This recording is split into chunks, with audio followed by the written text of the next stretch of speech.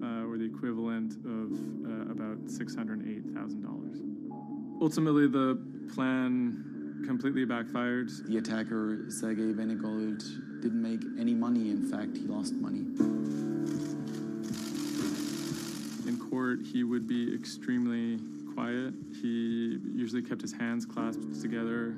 One of the lawyers actually commented that he had never seen a defendant act so calmly. Venergold had served some time in the German military. From that information and from online research, he was able to figure out how to assemble remote detonated bombs that would do what he hoped to do. There were a few days of extremely emotional testimony, including the soccer players who described doubting whether or not they could ever play another game again. It brought everything back up, and it didn't quite help them to kind of process what was going on. Throughout it all, he sat there completely silent. The big mystery that was swirling around the trial was the question of why. He may have simply done it because he wanted to impress a woman. Rebecca is a young woman who has a very troubled home life. She ultimately sees her relationship with Venergold as an opportunity to leave that troubled home. Venergold is a Russian immigrant to Germany. He speaks with an accent. He has anxiety in large groups of Germans. She begins to resent the fact that he has these fears and feels a little bit trapped. Rebecca attempts to dump him on multiple occasions, and he threatens to commit suicide if she leaves him.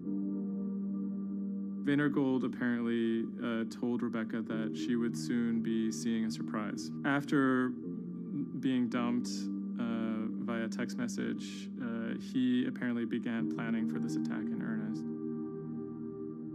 Venergold was charged with 28 counts of attempted murder, which carried a maximum sentence in Germany of life in prison. He claimed that he had nothing to do with the attack, but as time went on, he admitted that he had actually been the person who had built the explosives and had set them off. But he claimed that he didn't want to actually kill anybody. Ultimately, Venergold didn't receive the harshest possible sentence. He was given 14 years in prison, but it's still a considerable amount in jail in Germany.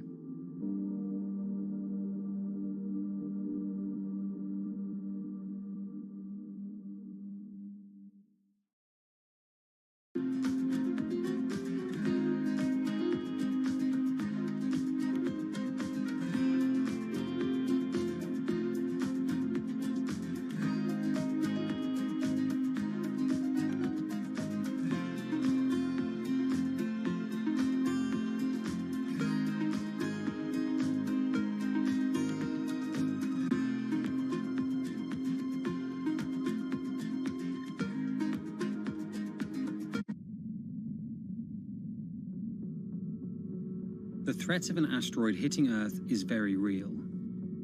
If it's big enough, it's also very final. These are very, very infrequent events. The probability is not zero, though. A blinding flash of light streaking across the sky. About 100 tons of space rock falls on Earth every day. Most of it is so small it burns up in our atmosphere or lands unnoticed away from major populations. No human in the past 1,000 years is known to have been killed by a meteorite, and according to NASA, no large object is likely to strike the Earth any time in the next several hundred years. However, one thing is certain: we haven't found them all. There are thousands out there, and we don't know where they are.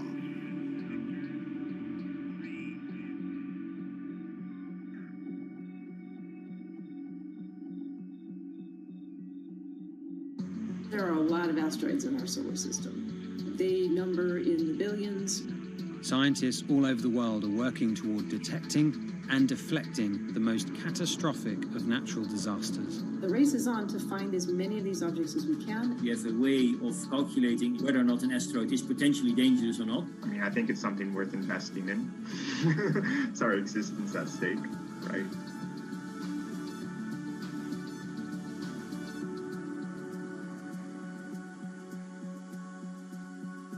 Amy, let's get this one out of the way. It's probably the question you get asked the most, but how scared should we be? Asteroids and comets are a natural hazard that's out there like a lot of other natural hazards. These are very, very infrequent events, these collision events, where an object actually impacts the Earth. The most important thing that we need to know about asteroids is when the next impact is going to happen and how bad it will be. What we know is that an object that's about, say, a kilometer across is capable of causing very, very wide devastation across the planet, really, truly global devastation. The object that wiped out the dinosaurs was somewhere in the neighborhood of 5 to 10 kilometers across, so even bigger than that. At a kilometer, it's still going to be very bad and it will have global effects. For objects that are capable of causing what I would call sort of regional damage, kind of a large major metropolitan area, a city and its surrounding environment, sort of around 100-ish meters. It depends on the details of the composition and so forth. By the 1980s, NASA was cataloguing near-Earth objects. In 1994, stargazers watched as comet Shoemaker-Levy 9 hit Jupiter. The resulting zone of chaos was estimated to be as large as the Earth, and the event became a turning point in the search for asteroids and comets in our solar system. In 1998, Congress tasked NASA with finding 90% of asteroids and comets 1 kilometer wide or larger. Soon after, Hollywood blockbusters Armageddon and Deep Impact brought attention and fear to the masses. The great news is that the vast majority, more than 90% of all the really large 1 kilometer near-Earth objects have been found. The challenge now is working down to these smaller sizes that are still quite capable of causing a lot of damage, but they're just harder to spot because they're fainter, they're smaller. Can you give us a sense of how many are out there in our solar system? We know that there are a lot of asteroids in our solar system. They number in the billions. Most of them, however, are between Mars and Jupiter in what we call the main asteroid belt. This is a region of space where most of the asteroids in the inner part of our solar system live, and they stay there for many billions of years. There is another population, though, that kind of leaks inward and gets into the region somewhat close to the Earth, and we call these near-Earth objects. We think that there are millions and millions of near-Earth objects that are out there in the total population. As of today, we know of sort of around 25,000, something like that. When we first spot an object, we really know very little about it. We just see something moving across the sky. So all you get is just sort of a handful of snapshots, just enough to be able to tell that this isn't an asteroid that we've already seen before. And then once we can calculate the distance to it, we can now start to make predictions about its true size. Is it large or is it small? So we have a lot of information that we have to get pretty quickly to really understand what's going on. Finding asteroids is just one piece of the puzzle. Planetary scientists are extremely skilled in determining the orbits and speeds of asteroids based on relatively small amounts of data. NASA runs simulations of the trajectories asteroids could take, which is useful but time-consuming. A team of scientists in the Netherlands have found a way that could buy us more time. Our method is very quick. So you can very quickly get an assessment of whether or not the object is dangerous or not. If you look at the classical way of determining the danger of an asteroid, it may take days of computing time on very big machines to determine this hazardousness. The current problem is that there's just too many asteroids out there to spend a huge amount of computational power on all of them. So the neural network allows us to focus on what really could go and pose a hazard to Earth. A neural network is a computing system that mimics the way the human brain operates to find underlying relationships in a set of data. By training the network in this way, you train it in recognizing those objects that are most likely to hit the planet. And once it's trained, you can apply this network to all the unknown asteroids. And then you can make a selection and saying, hey, these are the ones which appear to be having orbits similar to the ones which we know are hitting the planet. That doesn't mean that they do, but it only means that they look very similar to the ones we know they do. What else did you find? Should we be particularly concerned about anything? One thing that we did find is that our neural network was able to go and identify a handful of asteroids which weren't considered potentially hazardous, that when we went and integrated them forward in time, they came quite close to Earth. We find a handful which were not detected before or not considered being dangerous before, and we think they are potentially dangerous. It's very hard to simulate kind of going forward in time an asteroid that's going to hit Earth because, well, the Earth is really small and well, space is really big, and then you have to have very exact parameters to shoot an asteroid that goes and hits exactly Earth. And then Simon had the ingenious idea of not even trying to do that and just launching the asteroids from Earth's surface and integrating backwards in time. It's very hard to make it hit. So you need a lot of calculations which all end up in nothing. And the idea was then like, well, let's not do that. This is basically what NASA is doing. NASA is taking an asteroid, making multiple copies of them, shooting them all forwards in time, calculating their orbits, and then see what fraction sort of gets close to Earth. Not even hitting Earth, but getting close to Earth. And that they call it a potential impactor. So you calculate the solar system forwards in time for, let's say, 1,000 years. And then you launch asteroids from the surface as if you go forwards in time, would fall on the surface. You calculate them backwards to today, and then you get your orbital parameters of today's asteroids, which you know will land on the planet. And those you can use as known impactors and compare with all the other asteroids in the solar system. Can simulations and AI, can those things fill in the gaps where perhaps telescopes and other imaging tools can't? Absolutely. Since the observations get more complex, the physics gets more complex. And if the physics get more complex, the mathematics becomes more complex. And at some point, you can't solve your problems analytically anymore. And then this is where the computer comes in. Now we have this trained neural network. We have a way of calculating in a fraction of a second whether or not an asteroid is potentially dangerous or not, and therefore deserves more attention or more time to spend on for really finding out if it is dangerous. When it comes to hunting asteroids, time is critical. What we can do about a potentially hazardous object depends a great deal on what we know about it and how much time we have before the encounter. We'd really like to find them when they're decades away, because the more time you have, the more options you have, and the less energy it takes to move an object aside. It also means we might not have to resort to launching a nuclear warhead at an asteroid. Until recently, pretty much our only choice. That's an option of last resort, in my opinion, yes. We have lots of options available. You can just simply bump into the object and just nudge it out of the way. That's one possibility, and that's kind of, in a way, sort of the simplest thing to think about, just nudging it off its path a little bit with, a massive object, a spacecraft, let's say. It's just kind of like bowling, if you will. If you have a long time or a long stretch of runway in the lane, just a very small twist on the bowling ball will make a big change in where it ultimately ends up. Another option would be something where you take a very big, massive spacecraft and you park it next to the object and you use the force of gravity as a towing rig. That takes longer, though, and you need to be able to send a pretty massive spacecraft, and it obviously depends a lot on how big the asteroid is. Other options start to get more and more complicated, and they range from painting one side of the object a white color and painting the other side dark, and then letting the pressure of light sort of perturb its orbit. In a departure from the lab and computer simulations, NASA has real plans to rehearse kinetic impact deflection. In 2021, the agency will launch DART, the Double Asteroid Redirection Test mission, which will intercept a 160-meter asteroid in 2022. Better to practice now before we have to deal with an actual threat. In the meantime, discovering asteroids is our best bet.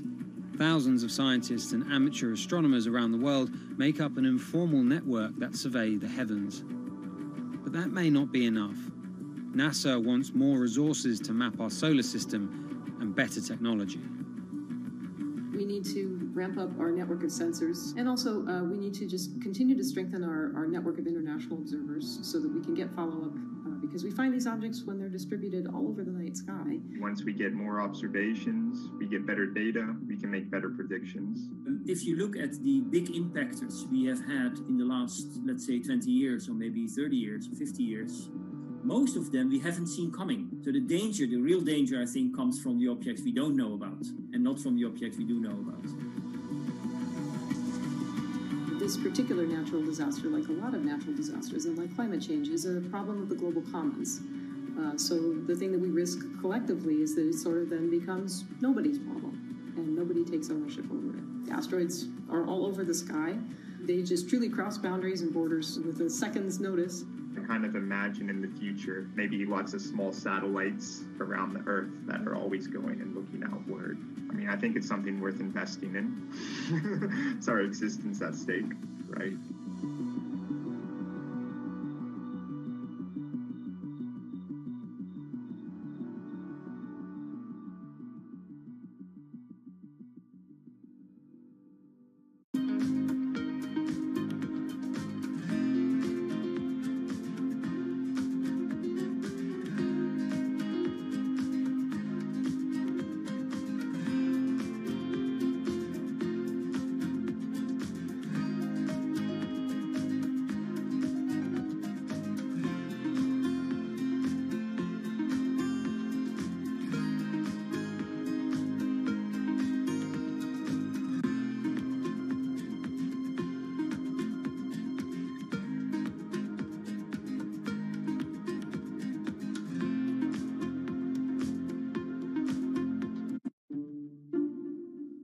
The pandemic has affected everyone in different ways. Some pass the time by baking. Homemade sourdough bread. Do I need to say more? Some chose to binge watch Netflix. It's your game. Or maybe you started a garden oasis in your backyard. Next, I'm going to put my lettuces in. But for millions of others, I'm going to be posting stocks that will boom. They wanted to uproot the financial industry. Let's just lock it on up and take $15,000. Here's a stock that can change your life. I see a stock going up and I buy it, and I just watch it until it stops going up, and then I sell it. I have gained over $3 million. I want some free money. I don't think you can overstate the online communities or social media's influence on financial markets. A large group of inexperienced investors who discuss their plans on social media platform Reddit have shaken up the stock market in a big way. The stock that everybody's talking about right now is GameStop. Video game retailer GameStop is set to continue their head-spinning ascent today. The revolutionaries on Reddit are spanking Wall Street's ass. The more these stocks go up, the more the big guys are getting creamed and losing billions of dollars. This isn't a wealthy person's game anymore. Anyone can play it. I took up a little bit of a new hobby, and I am interested in day trading. As an investor nowadays, you don't have to look a specific way. You don't have to wear specific clothes. You don't have to be doing it from a trading floor on Wall Street in like a high-rise building in downtown Manhattan. The narrative of what's driving the markets is no longer being held in secret offices in New York and Boston of privileged people talking to other privileged people. It's right out in the open. It's on Twitter, it's on Reddit. From brokerage apps to Discord channels and subreddits to TikTok finfluencers, one of the last holdouts in the world of disruption, finance, is next in line.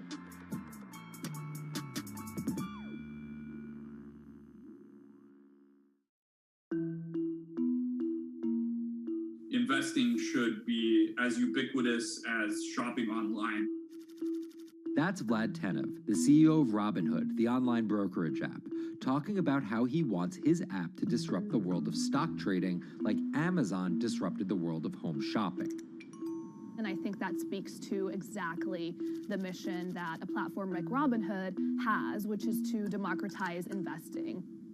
Robinhood was started in 2013 by Vlad Tenev and Baiju Bhatt in, where else, Silicon Valley, as an alternative to the big brokerages, but with one big difference. As they were building the social network around finances for people, they realized that there was a gap in the market and that free trading could become something that they could bring to the markets, they could disrupt the industry.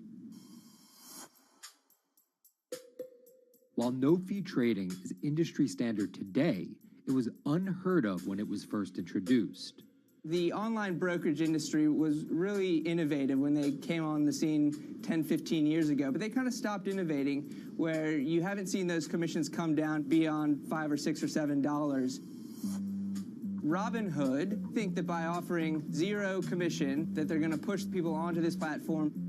And on top of no-fee trading, the customers Robinhood was courting have been long overlooked in the world of finance. So the typical customer of a Charles Schwab, for example, is putting a lot more money in that brokerage account than the typical customer at Robinhood. Even today, with all of its popularity, the median account size is about $240. There's Fidelities in the Schwabs and the E-Trades of the world. They look down their nose at those kind of accounts. I don't want a $1,000 account. They're just a headache. I want a $100,000 account. And this is key here, right? Because the thing about Robinhood that's different than every other single brokerage platform is how easy it is to use. The design of the Robinhood app really has in mind a user who might be coming at this absolutely cold. The fonts are very well sized, the shapes, the colors, all of that is something that the founders of Robinhood paid really close attention to. And by creating an interface that catered to a newer investor, they were able to gather a pretty healthy group of customers. And by 2019, they had about 10 million customers. Those 10 million customers were a huge success story for Robinhood, but no one could have predicted its explosion after the arrival of COVID-19. Remain indoors to the greatest extent, and 100% of the non-essential workforce must stay home. What we saw when the pandemic hit was the growth of Robinhood users absolutely turbocharged. And oddly, you saw this surge in interest in stock trading. Then they saw the absolute surge in 2020 in customer growth. And now, by many accounts, they have more than 20 million customers, which is pretty extraordinary. So the next step for them is to figure out how to monetize those users and how, even with their small account sizes, to get them to grow with the company and, as it releases more products, come along with them.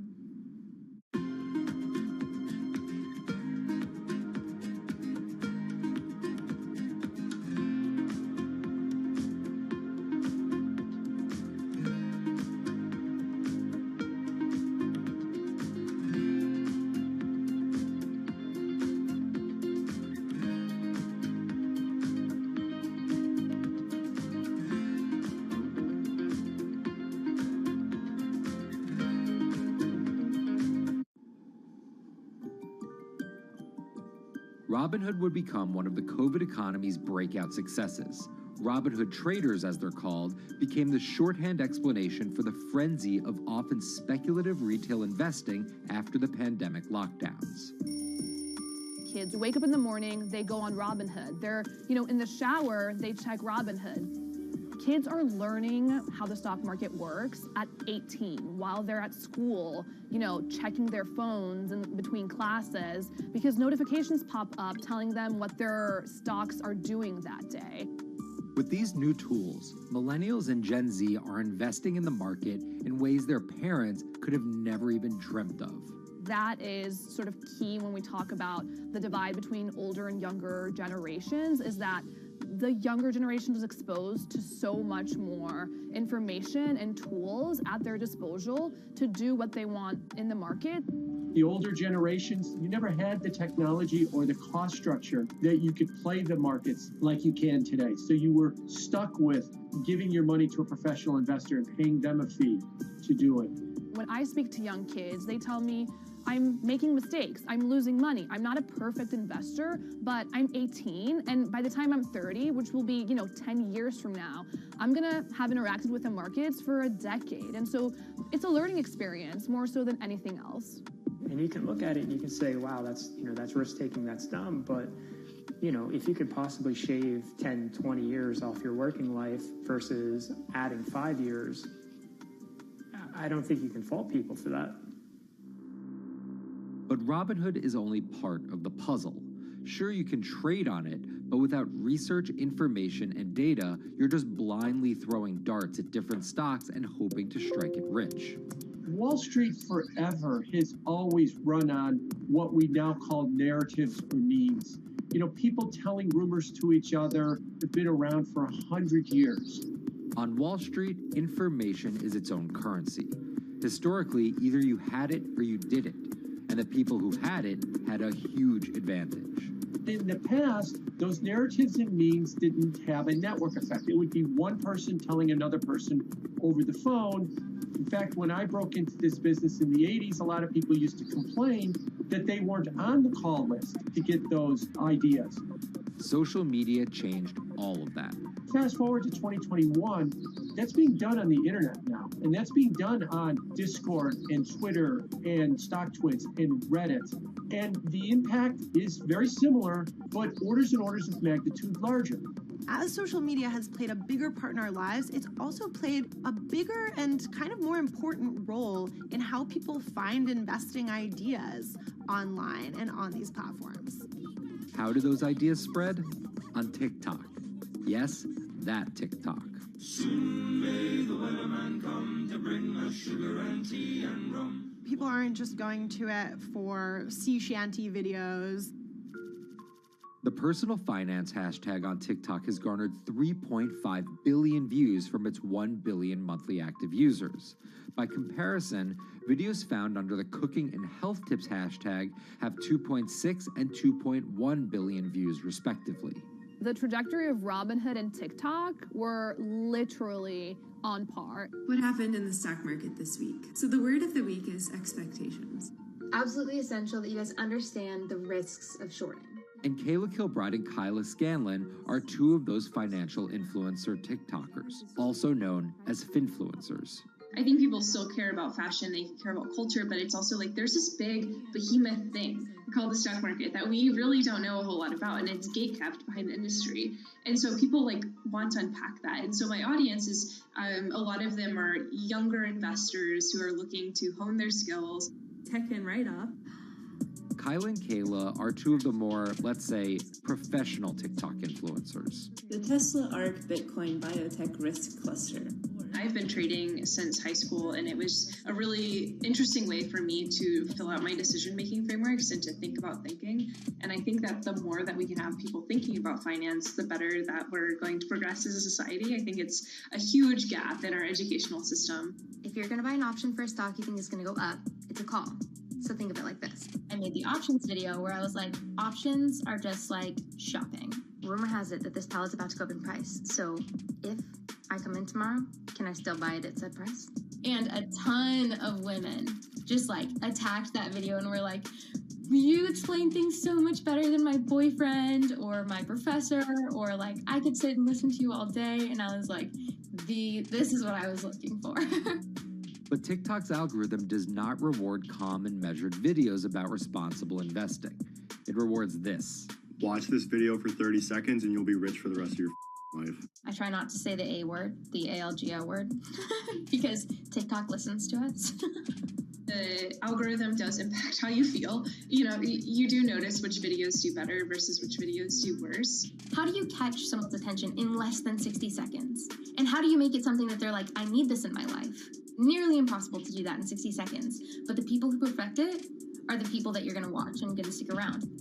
And where people are sticking around? Reddit. And its nearly countless subreddits about finance. And by far the biggest one of those is Wall Street Bets. There's a lot of social media platforms out there, but Reddit is like the social media platform for finance. Places like Wall Street Bets is where it all goes down. Started in January 2012, it wasn't long before Wall Street Bets adopted a 4chan-like etiquette, leading to their tagline, like 4chan found a Bloomberg terminal. We had all these unexplained stock moves, and we would be grasping for why stock XYZ jumped 20% in a day. And you would look at Wall Street Bets, and you would see people there talking about buying options in that stock, and it sort of, squared the circle, so to speak, and started making sense. And it was at that point that it was like, wow, we have to start paying attention to this.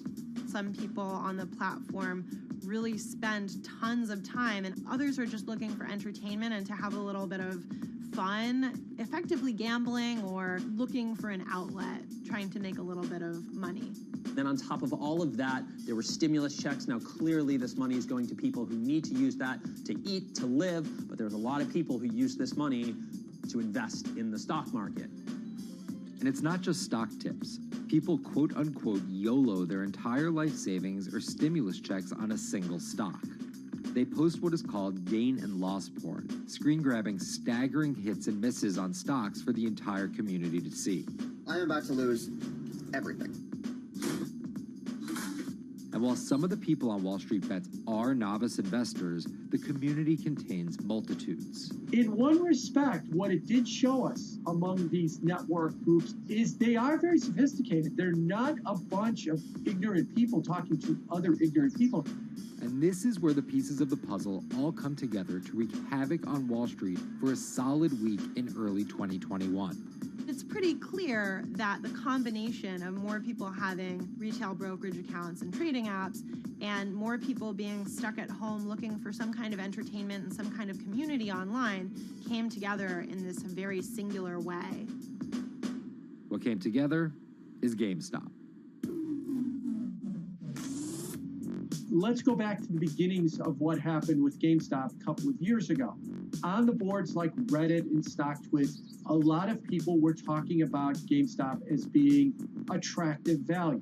Some of them are even, Wall Street alums who left the industry and now still have access to tools that they can use to improve their financial well-being and make very good decisions. And I think Roaring Kitty is a perfect example of that. GameStop is one of the most compelling asymmetric opportunities in the market today. Really, I don't understand how you could disagree with that.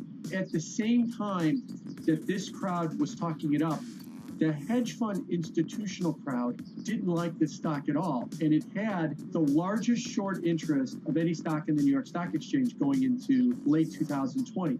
Short selling is a bet that a stock price will fall, and it's a fairly simple concept. An investor borrows a stock and then sells it. The investor is betting on buying the stock back later for a lower price before returning it to the original owner, pocketing the price difference. What a short seller would tell you is that they almost act as a policeman in financial markets, or they're at least looking for companies that aren't what they say they are. And that can range anywhere from an outright fraud that some short sellers try to expose to just a company that's not worth as much as investors think it is. The problem is, if the stock price rises, the short seller has to come up with the money to buy the stock back. And the more it rises, the more it costs. And that's what's called a short squeeze. And the hedge fund Melvin Capital was on the wrong end of that squeeze. Melvin Capital lost over 50% of its money in the month of January alone, just from being caught in the short squeeze of the stock. This is where the disruption comes in. One of the most wild stories you're ever going to see. GameStop shares absolutely going nuts. In less than a year, the company's stock has jumped from less than $3 a share to almost $350. Cheers, everybody! Roaring Kitty has turned $50,000 or so investment into some $14 million. Whoa! Investors all over social media use the free trading app Robinhood to wreak havoc on Wall Street. They're actually piling on into some of these stocks to really hurt the professional short sellers. And they all used Reddit, Twitter, TikTok, and Discord to tell one another to keep buying and, quote, hold the line and not sell GameStop. People are getting cheerleaded for jumping in, buying at the highs. They're saying, keep going. And it was working too, until Thursday morning, the trading app Robinhood sent out this tweet. In light of current market volatility, we are restricting transactions, including GameStop. People were really angry. Robinhood was supposed to allow the regular people to play the same game these big boys are playing. But instead, we were all taken for schmucks, and they screwed us. Shares of GameStop are jumping again now that retail investors are being allowed to buy shares of the stock. But what we learned is that When people organize online, they have the ability to disrupt the market. And it was a big sign the ivory walls of the institution aren't as powerful as maybe the institutions thought them to be. I don't know if pumping up GameStop was the best use of billions of dollars, but I think that as a signal to society, it was pretty interesting and powerful.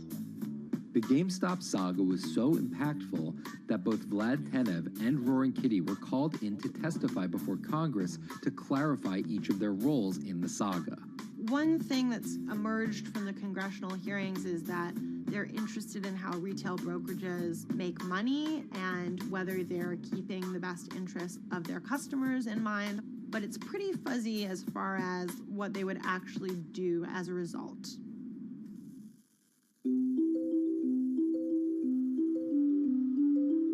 While the frenzy around GameStop eventually subsided, it didn't take long for retail investors to find other areas to invest their money. Take a look at Bitcoin going bananas over the weekend. Bitcoin forms a brand new all-time high. It was after GameStop started to drop that we saw Bitcoin really go up to over 60,000. How much further does this rally have to run? It's compelling to say that money shifted from one venue to the other. While correlation doesn't equal causation, there's a chart out there showing an inverse correlation on meme stocks going down and cryptocurrencies going up. There's definitely an aspect where people are making money on stocks and then moving, they're agnostic, they're not hedge funds. They can invest wherever the hell they want. It's a classic sort of momentum trade. They're going to wherever the winners are and they're willing to jump on and, ride it. So whether it's meme stocks like GameStop, meme coins like Dogecoin, or entirely new ways to invest in art like NFTs, the new kind of retail investor is making its presence known. Over the next 10, maybe 15 years, you're going to continue to see, whether by choice or by force, that baton go from older generations to younger generations. I don't think any single app is going to be the thing that disrupts. I think people are the disruptors. How people get ideas about what to invest in has become increasingly entwined with social media. And as social media companies govern more and more of our lives, the fact that now they're tied in more intimately to people's wallets is something that we might want to understand better. Usually what disruption, I think, means is technology comes in, whether it's blogs to the newspapers or online retailing to brick and mortar. They come in and they're in the same business, but they just do it in such a gigantic cost savings that it causes everybody to switch. Well, that's the risk that happens here, is that it's so much cheaper to just manage your own money. We're not there yet, but costs and conveniences are moving in that direction. So I'd say, Wall Street, you haven't been disrupted yet, but you could be in the coming years, and that the final chapter on this story hasn't been written.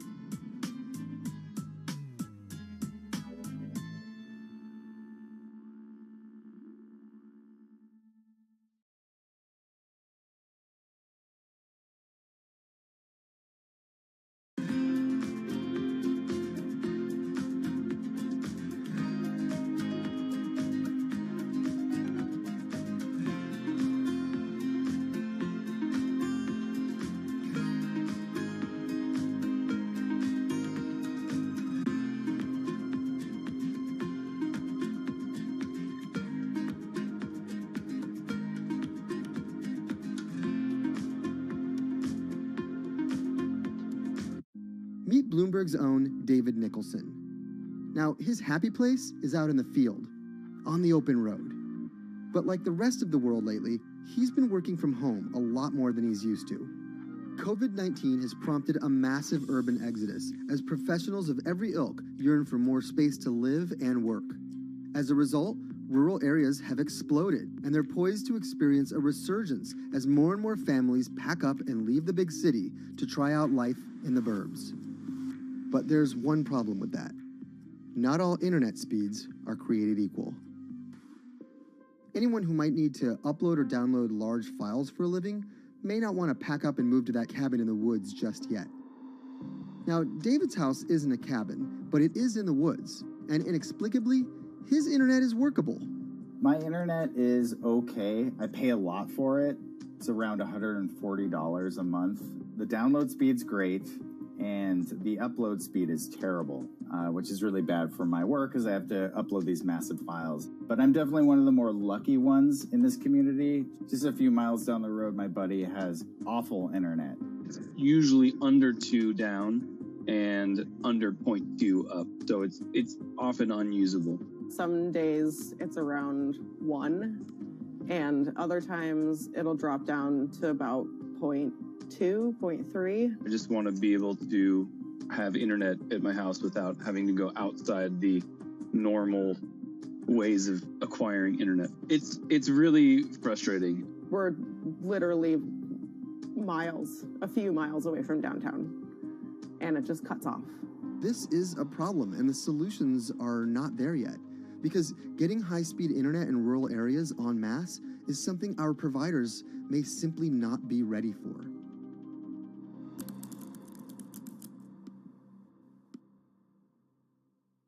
If your internet service doesn't have fast download and upload speeds, then you don't have high-speed harmony. You have. Americans on average pay about $70 a month for internet at home. But in rural areas, it could cost a lot more for a lot less service. So the pricing for a fixed wireless provider here can be something between $80 and $150 for about 25 megabits per second. However, gigabit service, which is 1,000 megabits per second and symmetrical, is running at about $119 a month or $130 a month. That's John Paul. He co-owns Spiral Fiber, an internet service provider here in Nevada County, California. And for the past 10 years, he's been trying to bring an affordable fiber optic network to town. It all started when he applied to be part of the pilot program for Google's fiber service. Across the country, civic boosters have been going to extremes, chanting, singing, Google in the morning, and marching, trying to get the search engine giant to look at their town. The internet these days is crucial to be in the world, to be a part of the world, and to be connected to your community. Google ultimately went with Kansas City, Missouri, which left Paul on a mission to get funding to lay out fiber optic networks for gigabit service. Over the next several years, he would attend conferences and pitch venture capitalists and apply for grants to make his vision come to life. One of the biggest roadblocks to building infrastructure for the internet here in the United States are the existing large providers. They have their land staked out. They would prefer that nobody come in and compete against them. In 2013, we applied for a grant. We went down and met with the commissioners at the California Public Utilities Commission. It was an arduous process to get funded, but we finally did against all odds. We got a $16 million grant, and then we went out to seek venture capital. Then, in March of 2020, the pandemic hit the world. Everybody got locked down, and everybody came home, and everybody started using the internet. And I remember seeing on one of the local fixed wireless providers' websites, they've said, hey, we know you're all staying home, but please don't use too much video, and please don't use too much bandwidth. And I thought, that doesn't work. The U.S. connectivity gap is far greater compared to countries that are considered its peers economically. Some developing nations actually have better internet than rural America, like in Kenya, which has a state-of-the-art fiber optic network fed in from their coastline. The American connectivity gap does largely affect rural areas that are either outside of service coverage or simply prohibitively expensive. This is Rebecca. She and her family moved to Nevada County just a couple miles down the road from David. They took for granted that high-speed internet would just exist in the area, and it's not something they even bothered to check on before buying their house. Turns out, all they got was dial-up. We wanted to move where we had a little more space, room for the kids to run around, just be out in the mountains a little bit more. Having come from a bigger city area where Wi-Fi is pretty readily available, we hadn't really considered that in our purchasing of the house, whether that would be an option or not. When school started, and now that we are remote learning with our children and we're doing everything from home, we didn't have the option to do that at our house. So every day when school would start, we'd have to pack the kids up and we'd go to my in-laws' home. They have a little cabin up in this area that does have Wi-Fi already. Rebecca's situation is the norm in rural America. According to data from the Federal Communications Commission, Just 4% of urban Americans lack access to broadband internet. That's compared to almost 40% of people who live in rural areas. While that was the case, there were also racial and socioeconomic divides in terms of who had that access. In addition to that geographic difference, low-income African American students, Latino students, and first-generation college students were more likely than others to have only one device at home that's shared among multiple siblings and or lack access to that actual connection. For most American towns, there's also a lack of competition, forcing internet prices up. And large providers like AT&T and Comcast aren't incentivized to expand service to these rural communities. This is how Xfinity makes life simple, easy, awesome. So in our area, we have a small imprint of Comcast, but they're not going to go out to the more rural areas. It's just not cost effective for them to do it as a large company.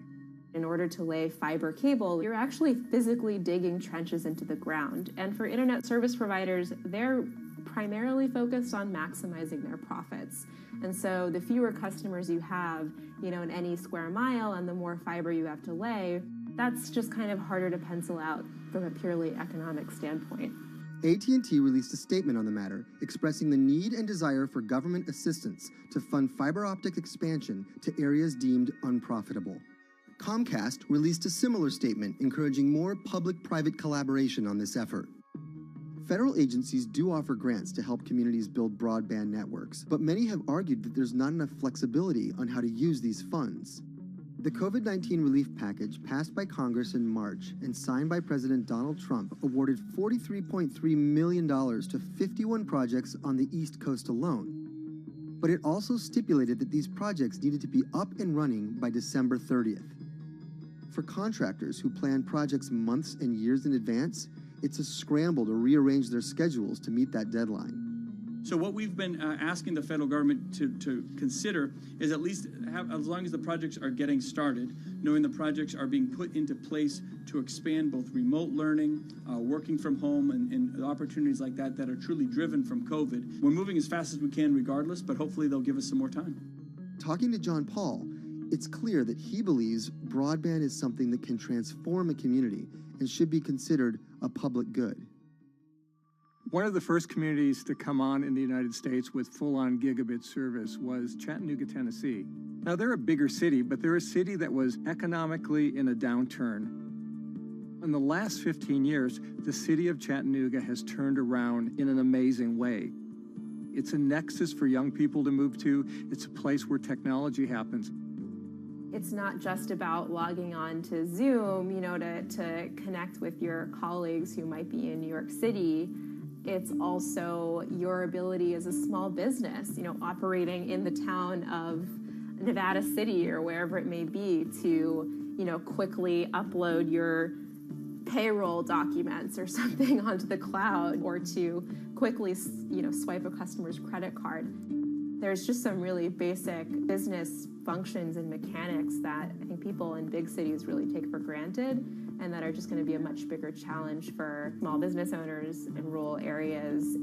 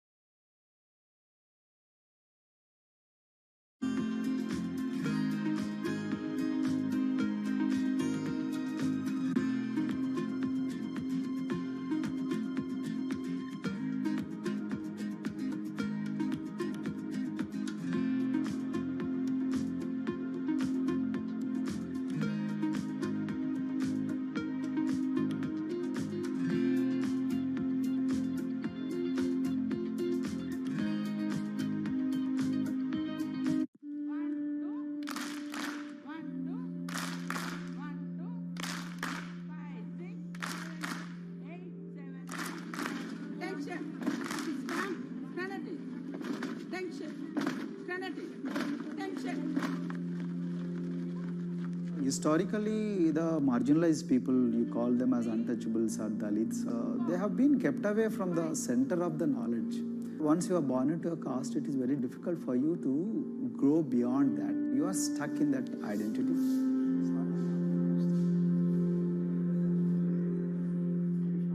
think education is the best way of liberating them. So that's how I chose to work in education sector.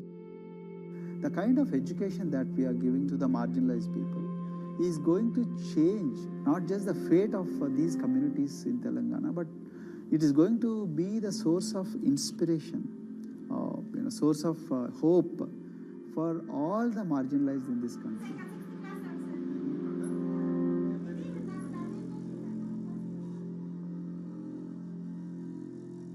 Greatest flight in India is the system of caste. For generations of Indians, the social code known as the caste system has defined how people earn a living and whom they marry. Although outlawed 7 decades ago, castes remain a significant factor in deciding everything, from family ties and cultural traditions to educational and economic opportunities. Dalits, people who are on the lowest rung of the caste system, constitute almost 1/5 of India's population of 1.3 billion. Not able to afford the high tuition of private schools, many are forced to attend government-funded institutions, which in the past have suffered from poor infrastructure, lower education standards, and high student-to-teacher ratios. But Dr. Praveen Kumar is trying to change that.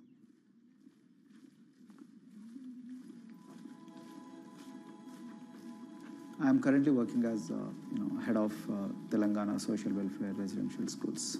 So totally above 400 schools I manage. These are all residential schools for the students who are historically marginalized but talented and then poor. My friend also Of them, 60% are girls and then 40% are boys, because girls are more marginalized among the marginalized. Their voices are always suppressed. My approach to improve the conditions in the schools has been put your eyes and ears on the ground always. Talk to the parents, talk to the teachers, talk to the students, stay in the schools and then understand their problems, their challenges, both in classrooms and then the corridors and the dorms.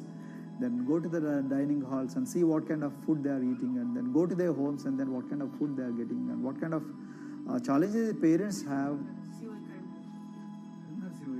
Very good. 9th class. One of the important changes that I brought in after I took over was to complete the transformation of mother tongue to English medium, because English medium, as I said, English is the language of emancipation. And language that connects you to the whole body of knowledge in the world. So we had to train a lot of teachers. refer to the dictionary also, okay, and find out the new meanings, as well as you're going to describe about. Hey, Ruchita, how are you? Hi, Sindhu. Fine, thank you. And how about you? I'm fine too. It's been a long time. Identity is extremely important. There is a scientific evidence to prove that your sense of identity is extremely crucial to your growth as a successful human being in your life. If you accept an identity which is very humiliating, which reminds you of very painful past, I think that identity will not help you to grow. I'm not saying that you should forget your past. I'm not saying that, but that should not be in the bubble in which you must live always.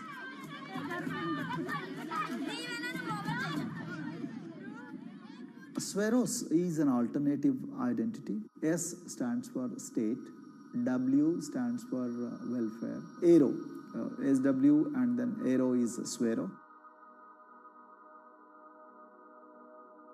So the idea is your dreams have to be skybound.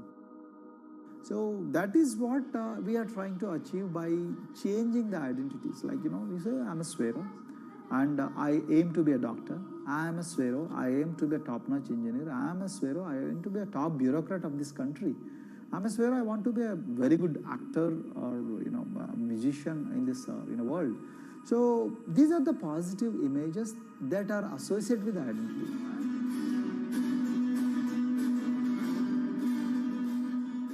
Just to give an example to you, in 2012, in our institution, we used to produce about 6 doctors per year. But because of our, this self-liberating ideology of Sveroism, We have, this year, we have produced about 189 doctors. This is phenomenal for any poorest of the poor people. You know how difficult it is to get into a medical colleges in this country. So, but today, because of this ideology, the students have been able to achieve this, feat. Pujita has been a farm laborer, and her parents themselves are agricultural laborers. And then this girl used to sell vegetables, but thanks to the residential education institutions, she came to the Gaulidodi campus, and then she toiled very hard for 1 year, despite many problems. And today, I'm so happy to share with you that she has joined one of the prestigious medical colleges in the state of Telangana, Usmania Medical College, and then in future, she hopes to be a gynecologist. So this is the journey our children are hoping for. Similarly, the Mount Everest expedition. Mount Everest expedition, we are very fortunate enough to place the youngest ever female in the history of this world on the peak of Mount Everest. How did this happen? It's all because of an ideology that helps you to liberate yourself.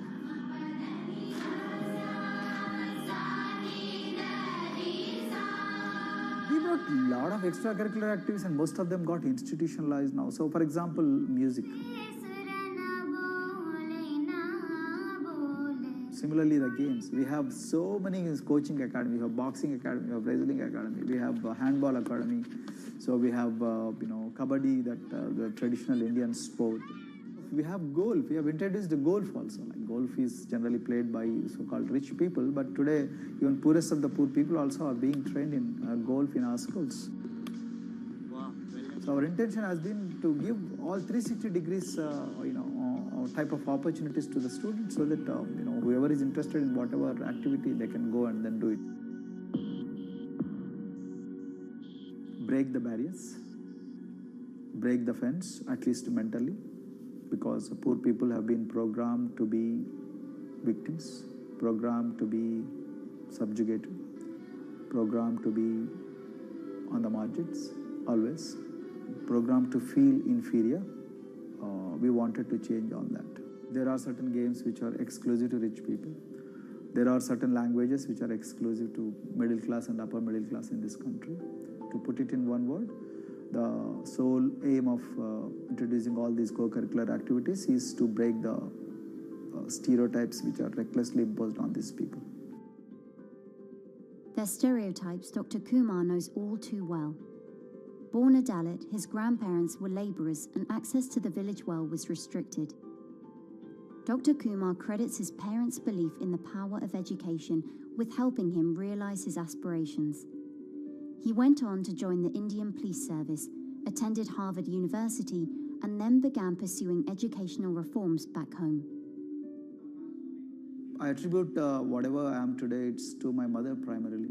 They educated me in the village, although there were no good schools. So then I stayed in social welfare hostels, the hostels which are managed by government for the poorest of the poor kids. I passed with reasonably good grades. Then I went to university, and then I faced worst form of discrimination in the universities. Like there were in those days I'm talking about. So the bathrooms and the toilets were exclusively meant for scheduled castes and scheduled tribes.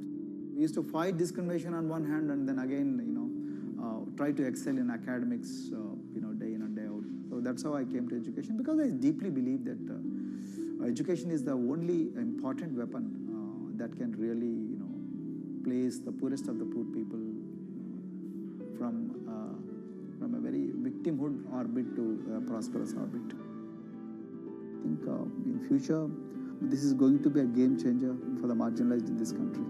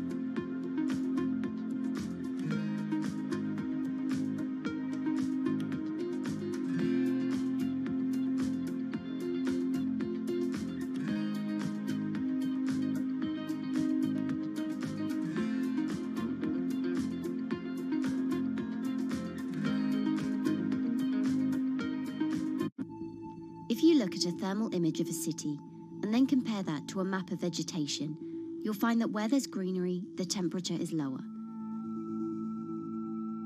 That's because things like asphalt, concrete, and shingled roofs absorb more heat from the sun than trees. This is the urban heat island effect, and it accounts for higher temperatures in cities, often by several degrees compared with their surroundings. It's becoming a huge risk to human health as growing urban populations exacerbate the heating effects of climate change. Heat waves kill more people than any other extreme weather event, more than tornadoes, hurricanes, and even floods. That's why urban heat island mitigation strategies are being studied in Singapore by a group of researchers. The government-backed project called Cooling Singapore is now in the process of combining everything they've learned to create a digital tool that can help cities all over the world, starting with Singapore.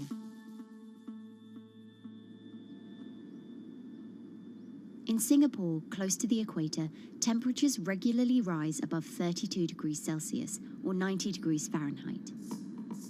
And the city structures only make it worse. And that is also the case for Singapore, which is basically a concrete jungle, more urbanized, more developed city. And even in Singapore, what you have is a situation whereby there's a temperature difference of 7 degrees Celsius between the more urbanized and the more rural areas. The government has taken drastic steps to keep temperatures down. This is Gardens by the Bay, an award-winning park, and inside this greenhouse is a pleasant 24 degrees. That's because the dome, along with 24 nearby towers full of thousands of people, is chilled by what's probably the world's largest underground district cooling system. It uses a large central plant that cools water and then pipes it into banks, residential towers, an exhibition centre, shopping malls, and the city's iconic Marina Bay Sands hotel and casino complex. So one of the biggest perks of using this system for the buildings is that they can save 40% in terms of electricity usage compared to your traditional air conditioners. And with Singapore relying on natural gas for most of its power, this new system means emission savings equivalent to removing 10,000 cars from the city's roads. That has big implications for the rest of the world. If things stay as they are, more than a third of the world's electricity could end up being used to cool buildings and vehicles by 2050. As the world gets hotter, gets warmer, there is a greater need for air conditioning and as well as refrigerators, for instance. And the more people are buying these household appliances, the more energy usage they use, and they release heat more, and that then exacerbates climate change. It's a vicious circle. And so since 2017, researchers at Cooling Singapore have been identifying design solutions that reduce our need for so much cool air in the first place. One thing many cities have in common, and that's the importance of vegetation. That's a very important measure to mitigate the urban heat because of the shading effect, of course, and the psychological effects of the vegetation, and also because of the possible evaporative cooling effect of the vegetation. Vegetation can be, of course, on the ground floor in form of trees and shrubs, and you can walk under them. This is the so-called canopy layer that the vegetation forms above us. But vegetation can also go up the facades of buildings, and it can go to the roof of the buildings. Luckily, Singapore has been striving for the Garden City feel for quite some time. It was a vision initially introduced by then Prime Minister Lee Kuan Yew in 1967 to make life more pleasant for people. And today, Singapore is one of the world's greenest cities in terms of urban vegetation. Kampung Admiralty, a community centre that contains health facilities and social spaces, now provides more green space than the plot of land it was originally built on. It's topped by a roofscape of staggered terraces covered in local plants, which functions as a community park, and a village green in the centre that contains farm plots for residents to tend to. Park Royal on Pickering was designed as a hotel in a garden that doubled the green-growing potential of its site. There's now 15,000 metres of sky gardens, reflecting pools, waterfalls, planted terraces and green walls. And the government has big plans as well. Singapore actually has a plan to plant 1 million trees and add more green spaces over the next 10 years. It is actually a mix of wanting to reduce the urban heat island effect, but on the other hand is also to get the people to be more connected to nature. But it's not enough. The city-state has still been warming twice as quickly as the world average over the past 6 decades. That's why Cooling Singapore has developed a catalogue of other potential heat mitigation measures. When you try to mitigate the urban heat island effect in a city or in any building, in a village as well, the first place to start is by shading of the windows. You have to keep areas clear so that the wind can move through it. Water of a certain depth can act as a very good thermal buffer. If you have to construct heavy buildings such as high-rises, at least you can make the surface, the facade, less heavy, and you can protect it from direct sun penetration. We have to make sure that no combustion engines will be in the city in the middle, in the medium to long-term range. So ideally, the electricity production is outside of the city, and you bring just the clean electricity into the city. You can at least minimize the use of energy in the city, and you can start to slowly convert the roofs, the facades of the city into production areas for renewable energy. In Singapore, unfortunately, this is a limited option, but in the long run, it could produce up to 20-25% of the energy, of the electricity needed in Singapore if all the roofs and the areas in the buildings, on the facades would be used to do that. With so many different ideas, Cooling Singapore is also designing a virtual model of the city to test them out. It's called a Digital Urban Climate Twin, or DUCT, that will calculate how each element of the city's design will impact the urban heat island effect. That means we model not only the geometry of the buildings digitally, but also we model the transportation, the insulation, the temperature, the radiation coming from the sun, the weather, the local climate, the even very, very microclimate of the city, the water, the movement of people in the city. We can invent scenarios, we can design scenarios, test them before we actually build them, and if they test very well and we are sure that they will function, then we can start to build them and put them into reality.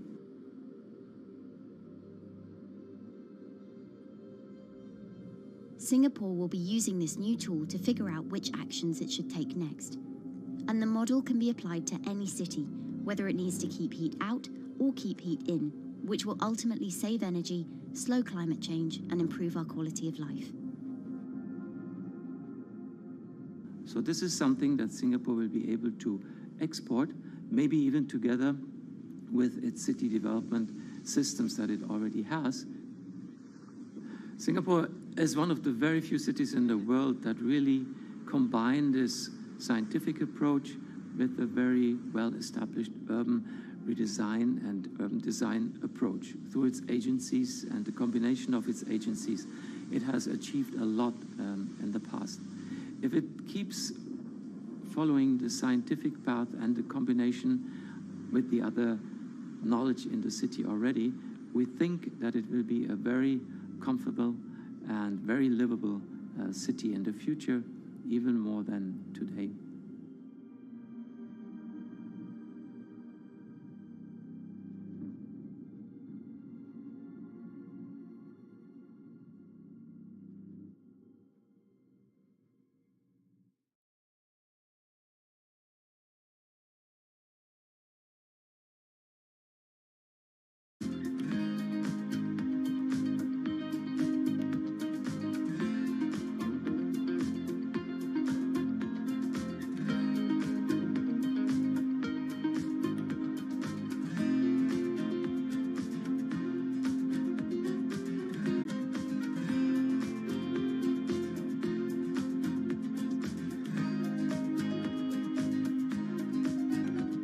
Times are tough. Jobs are scarce. It's risky to be outside and around others. Seems like there's very few ways to make extra money during a pandemic.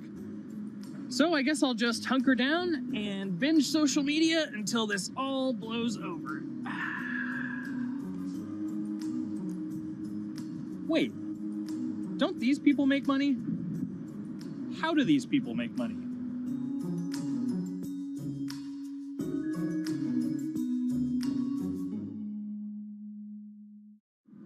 Streamers, YouTubers, Twitch stars. How do they make money? Is it a lot? Is it a lot of work? I know, I gotta ask somebody in the biz, and I got just the guy. Austin John Plays. This is your full-time job now, right? As of November of last year, yes. This was always just kind of like a side thing. Like any money that I made from doing my videos and whatever else, I never touched that because I didn't really think of that as being like real money. And then it started coming in more and more. And then it was like I hit my first day that I broke $1,000 and I was like, this is actually going to be money. How did the YouTube channel come to be? When the game Pokemon Sun and Moon came out for the 3DS, there was like things that I learned about the game, and then I wanted to just share that information with people.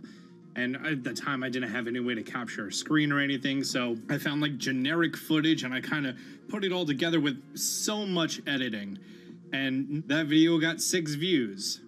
And then 2 days later, I made another one, and that one got 12 views. And then I just started pumping out more and more content, and people were like, this guy knows what he's talking about. It really just started building on top of itself, and then it was like, my channel really focuses on tips and tricks. So I play a straight 18 hours, and I'll finish the game or get to about the 40-hour mark, and then I'll make my first video. While I'm going through, I have a giant notepad and just scribbles everywhere, and I make these notes of like the things that stumped me, so I know the things that may stump other people. What do you need to think about if you're building your YouTube channel? 1, You need to do something that you're passionate about. Not that you like, not that you think you're gonna make money on, something you're passionate about. The other thing is something that other people are passionate about. It holds a special place to them. And third is, it needs to be something that people are gonna seek out information on. In order to enter into the marketplace, you either need to be better than everyone else, you either need to be faster than everyone else, or you need to be more accessible than everyone else. And you can't be more accessible because it's already on the platform. Granted, if you understand how the algorithm works, which is very similar to Google Analytics, then yeah, you can have a little bit of a head start. But if you're not doing it faster, and if you're not doing it better than everyone else, then why should anyone watch your channel? So my income as a YouTuber kind of breaks down to 3 different ways. 1, which is the bulk of it, which is ad revenue. Whenever you go and you watch a video and then there's an ad and then you wait 5 seconds and you hit the bottom right corner and then you go on to the next video, or a non-skippable ad, or the video starts immediately, you get the little banner ad at the bottom, or if you scroll down from the video, the first thing that shows there is an ad. Those are the 4 different types of ads that can appear on every single YouTube video. And all of them pay a certain amount. It varies on lots of things, like the country of the person who posts it, the country of the person who watches it, the time of year, where you are in the quarter, if there's anything going on with a reduction in ad revenue. Like, great example, COVID-19, companies weren't spending as much on advertising. So because of that, CPM went down. CPM stands for click per thousand. I'm using the Roman numeral for 1,000. And that means that for every 1,000 views, you get a certain amount of money. Now, on low ads, when I first started off, my CPM was 30 cents. So every 1,000 views, I made 30 cents. But then once I signed with an MCN and I started making more quality content and more engaging content, some of my better videos and certain times of the year, I can see CPMs as high as $12 to $14. And there's a big fluctuation between, you know, if I post a video when there's no ads being spent, like January and February, that's the reason a lot of your favorite YouTubers and also TV shows don't post new videos in that time of year because ad rates are down. Why are they going to make content then? Instead, you're recording and you're bulking up for when ad revenue is higher.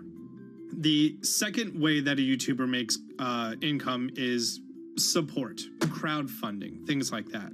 When I first started off, Patreon was really the only option, but then they started rolling out supporters and members for YouTube channels. So whenever I have a live stream, you can click a button and then you can become a member, and then you get special icons next to your name. I believe they're called badges. Or on any video, you can hit the join button, and that helps support the channel. And then the third aspect of that would be merch. And for me, my merch has been somewhat basic. In fact, I'm wearing one of my t-shirts from last year right now. You have to endure the times that your first video gets 6 views, that you posted on Reddit and they say, shut up, and then an auto mod bans you. You have to go through that, because until you go through that and you discover why you're doing it, you're not doing it for other people, you're doing it for yourself. If you're not loving what you do, then it's not worth it. Huh. So make a channel about something that I'm passionate about. Oh, sweet. I guess I can make the channel about that.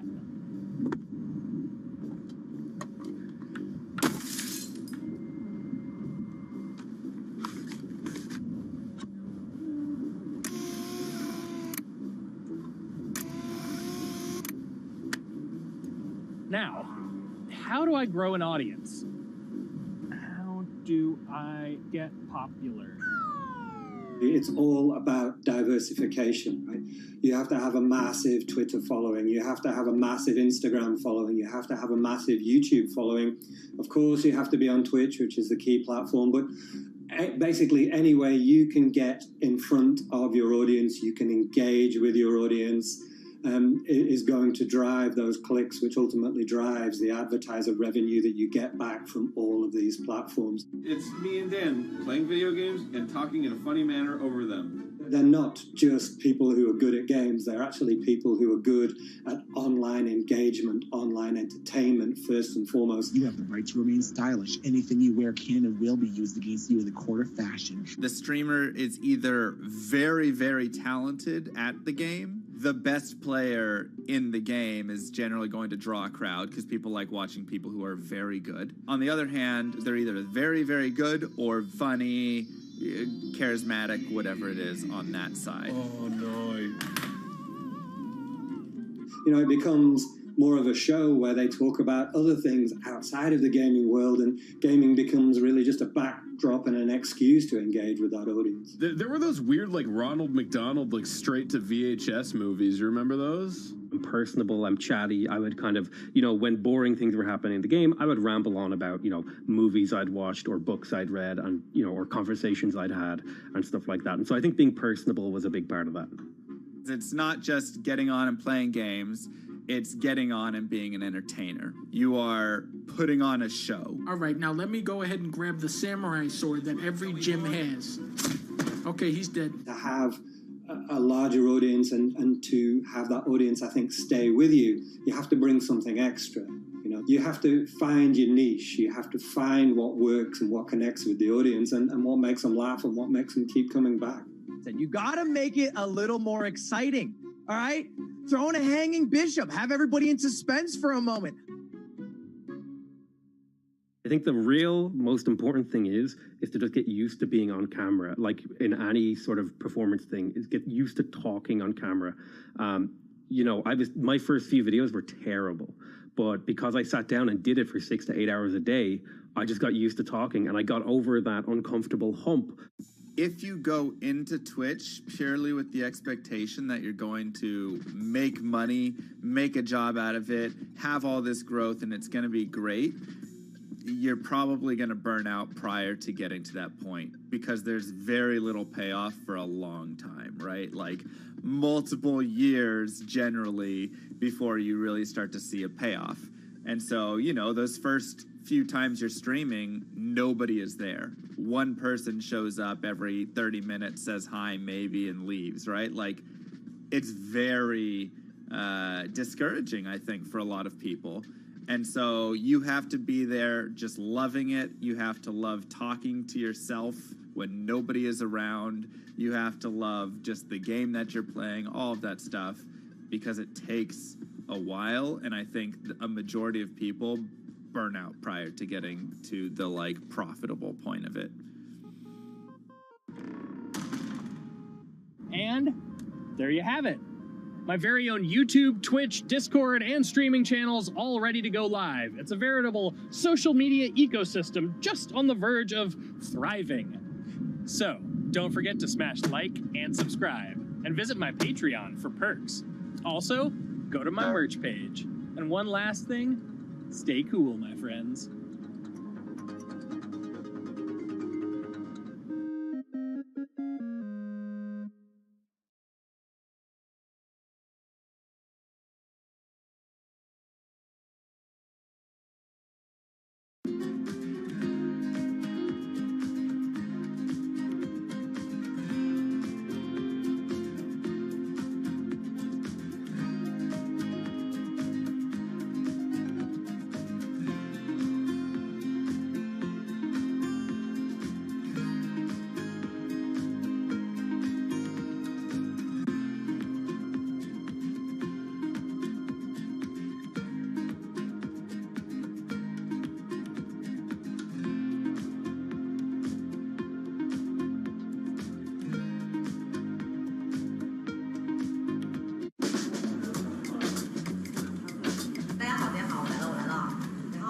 This is live stream shopping, one of the hottest trends in China.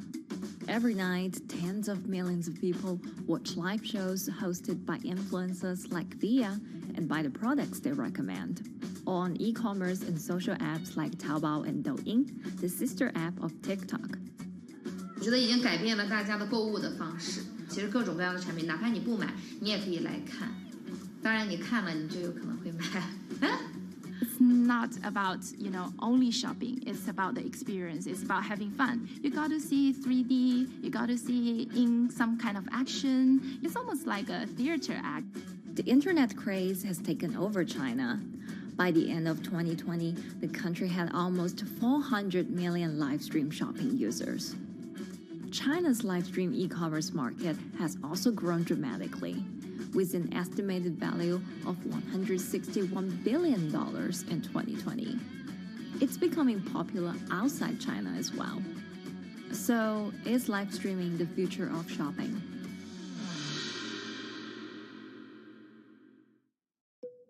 Live streaming is not a new thing. In China, it started in 2015 with the rollout of 4G, and it was first used for entertainment and socializing.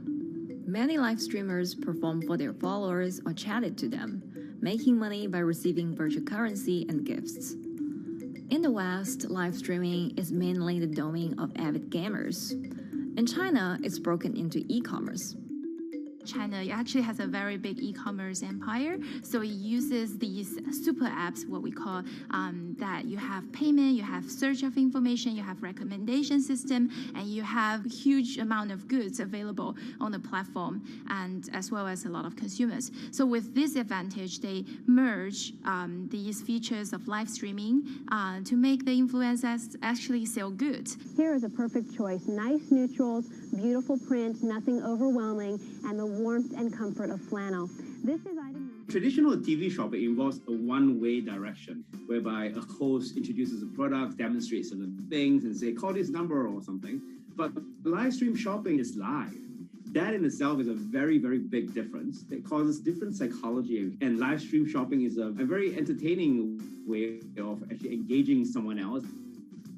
When you shop, actually, this live streaming video will continue. It will minimize into a corner, and you can buy the items and pay all on the same app. And after that, the live streaming screen will just enlarge by itself, and the promoter will come back to screen. So it's very convenient. Taobao, one of China's biggest e-commerce platforms owned by tech giant Alibaba, added a live streaming function in early 2016. In the following years, other e-commerce and social platforms like JD and Douyin also integrated this feature. 开头的时候还是有很多的挑战的，对画面的这个流畅，然后是否能够很真实的去还原商品，它其实在这个上面是有很高的这个门槛跟技术的这个卡口在的。不管是我们的这个用户的接受度，还是商家的这个上手的这个难度都很高。但是这几年下来，基本上难点在不断被突破的。Over $70 billion worth of goods was sold via live stream on Taobao in the year through March 2021. Latest surveys show that over 60% of live stream users in China were watching shopping shows, and over 65% of them shopped at least once via live stream. In 2020, live stream shopping got a huge boost during the pandemic, when millions of people were in lockdown and many retailers were pushed online. People, during the lockdown, felt like there's a need for more social interactions. This live platform creates an interesting kind of environment that gives people the sense that I'm actually interacting with you. And then live stream shopping brings in a lot more variety of things that people could buy and satisfy, the sense of like losing control, especially during the pandemic. At the heart of this craze are the top influencers who have tens of millions of followers and sell products worth millions of dollars every night. They often use their star power to get bargains from retailers, which in turn boosts their own sales and influence. So if you think about China's live streaming, you have to know the king and queen of the influencers. The queen of live streaming, Via, she is actually having the biggest viewership and the biggest sales volume for a long time on Taobao platform. She can sell everything from like Gucci sunglasses, lipsticks, homes and cars. One time she offered her followers to go on a Tesla ride with her, and she even, for once, sold a rocket launch in her live streaming room for 40 million yuan. The king will be Li Jiaqi, more widely known as Lipstick's brother. He used to be a cosmetic sales before he turned into live streaming e-commerce, and he knows a lot about the cosmetics. So he's the one that will actually put the lipsticks on himself when he's on the show. Top live streamers like Via and Li Jiaqi have become celebrities in China and can earn millions of dollars a year. Although not everyone can be as popular, mid-ranking live streamers like Tiffany still earn a good income through sales commissions. 如果说单从收入方面来讲的话，那主播的收入是比普通的工作要高很多。但是呢，主播这个工作时刻对身体，包括对精神都有很大的一个考验的。就是每天需要集中精力，然后长达5-6个小时，这种状态是很累的。而且这5-6个小时的话，你是脑子是不停的，然后嘴巴是不停的，然后手也是不停的，眼睛也是不停的。像我们做主播，不是说单一的只做直播一件事情，然后还会有选品的一些工作，然后还会有一些其他的事情排在里面，其实是没有个人生活的。那我觉得增强粉丝影响力的话，不是说某一件事情。可能今天做了什么事情你就增大了影响力，而是每天不断的内容的输出，粉丝不断的可能对你的了解，慢慢的信任你。没有芝麻酱的味道，如果吃不习惯的话就慎买。A lot of successful live streamers are generally very good at communication. They're very good at articulating very simply what a product does, what a product doesn't do. In order for them to sell, they need to be trustworthy and appear trustworthy, and they need to show in some ways that they're authentic, right? So for Via and Li Jiaqi, they are able to articulate that quite a bit through their body language, through what they say. For example, Li Jiaqi will also sometimes say bad things about certain products because to him that's his honest opinion, and sometimes people want to hear that. And so they seem very credible, they seem very trustworthy, and don't forget, they're also very entertaining and very interesting. If you're familiar with Li Jiaqi, he won a Guinness record for like the most lipstick applications to models in like 30 seconds. So if you're able to create a lot of buzz with interesting things that you do, people who may not want to buy lipsticks will also stream in just to watch what he does. And then from there, you might get hooked. 这就是一般女生出门的时候涂的口红的颜色。Live streamers also use sales techniques such as limited time or supply. This sense of scarcity can often encourage viewers to buy. The platform in itself creates and enhances some of these things because you see it live. Something we call social proof has taken over, meaning that, hey, other people are interested, other people are joining in, other people want the same product. and they add it in the chat and they ask questions and they say, oh, I want this too. What happens then? It makes the whole product even more scarce. But it's not just influencers. Local farmers, luxury brands, even mutual funds have also started their own live stream shows. Working with very top-tier live streamers can be risky. It's not necessary that the benefits will end up with the brand. So we see company executives opening their own shows. And we see like P&G have their own sales room, which runs shows every day as well. We also have like local governors in like small towns to sell their agricultural products. So the live streaming is definitely transformed the way product owners can think about how to reach their consumers. And it enables a lot of players to actually sell. Live stream shopping is going global. Merchants in Southeast Asia have embraced this trend. And in the West, Amazon has upgraded its live streaming function, adding interactive features like chat rooms. Companies, including Google and Facebook, are also developing and investing in technologies to integrate video and e-commerce. 直播电商它其实已经开始成为主流，它未来的发展空间跟潜力都是巨大的。接下来大家会越来越依赖这种购物方式，会变成一个比较日常化、比较规范化的这么一个趋势。If you look at the numbers alone, their numbers alone, Li Jiaxi's numbers or Via's numbers, you know that they can sell and you know that they can generate revenue. Are they able to sustain it over a long period of time? It depends on how innovative they are at changing some of the things that they do. But you can't expect consumers one day turn into virtual shopping for good. There will be the nature of us that crave to go into the store, to touch the goods and actually wear it and see how it looks like and walk around in that with our friends. And those things wouldn't be replaceable with live streaming.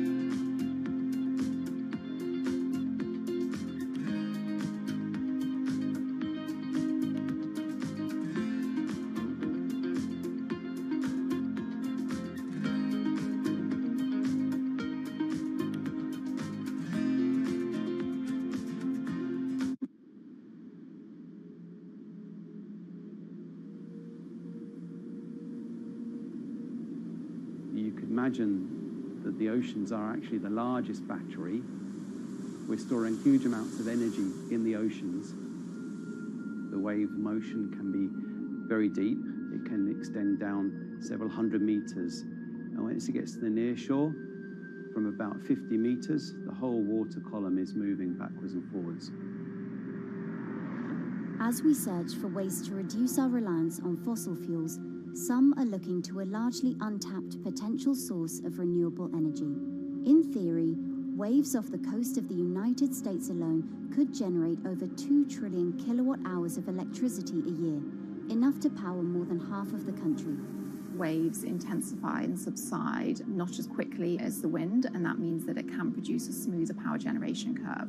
One of the potential advantages of wave energy is that it could act as a complementary source of power compared to other renewables on the grid if it were to be scaled up to commercial scale.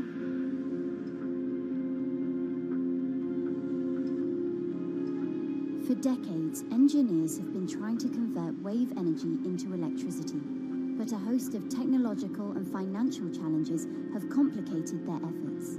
In the years from around 2006 to 2015, there were a spate of bankruptcies in the sector, and this was largely because of a lack of kind of continuous proven projects out at sea with reliable electricity generation.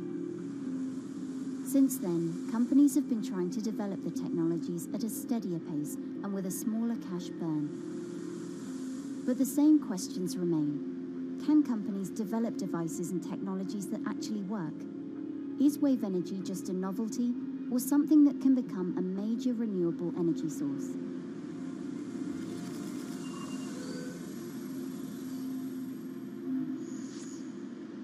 The sea is a very challenging environment within which to operate a power project. So seawater is corrosive and conditions are very rough. So this means that power projects don't have a very long lifetime, and it increases operating and maintenance costs. Partly because of that, many early wave energy projects hit rough waters, such as the Palamas Wave Energy Converter in Portugal and the Isla Limpet project in Scotland. But that hasn't stopped others from trying.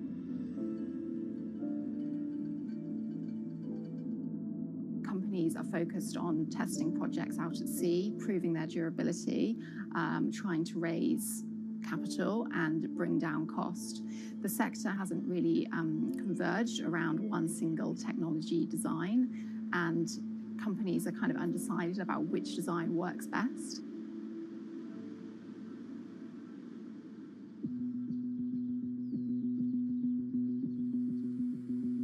Finland-based AW Energy is a veteran in the sector.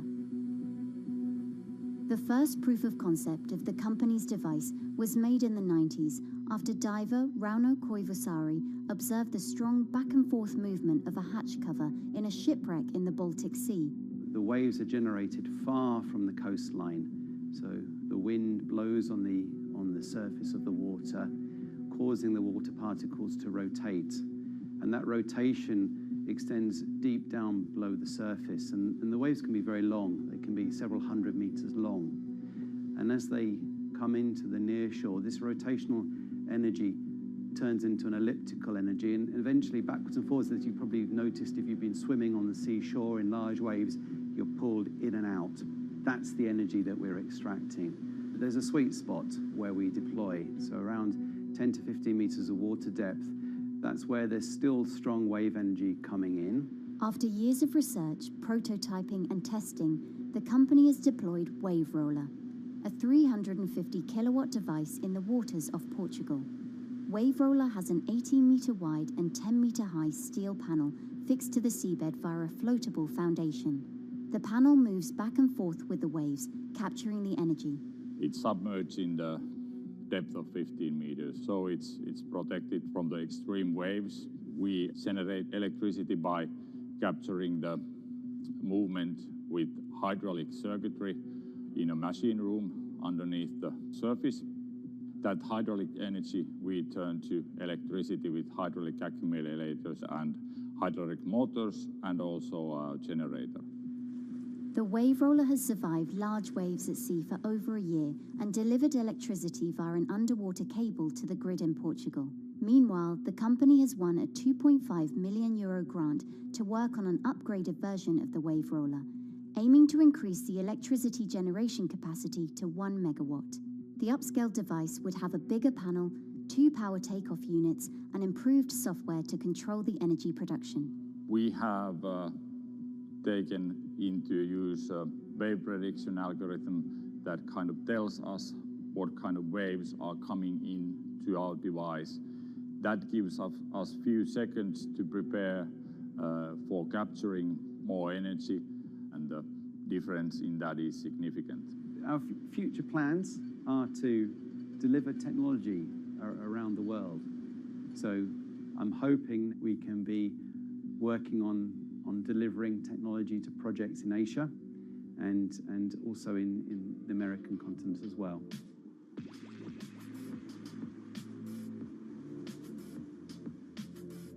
Meanwhile, Israeli company Eco Wave Power is taking a different approach to capturing the power of the ocean.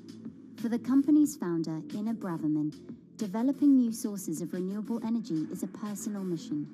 I was born in Ukraine in 1996, and 2 weeks after I was born, the Chernobyl nuclear reactor exploded, causing the largest in history nuclear disaster. I was one of the babies that got hurt from the negative effects of such explosion. I had a respiratory arrest and a clinical death. Luckily, my mother, a nurse, approached my crib on time and gave me a mouth-to-mouth resuscitation, which saved my life. I got a second chance in life and decided to do something good with it. Growing up, Ina wanted to be a politician to positively change the world. After working as a translator at a renewable energy company, she decided to change paths.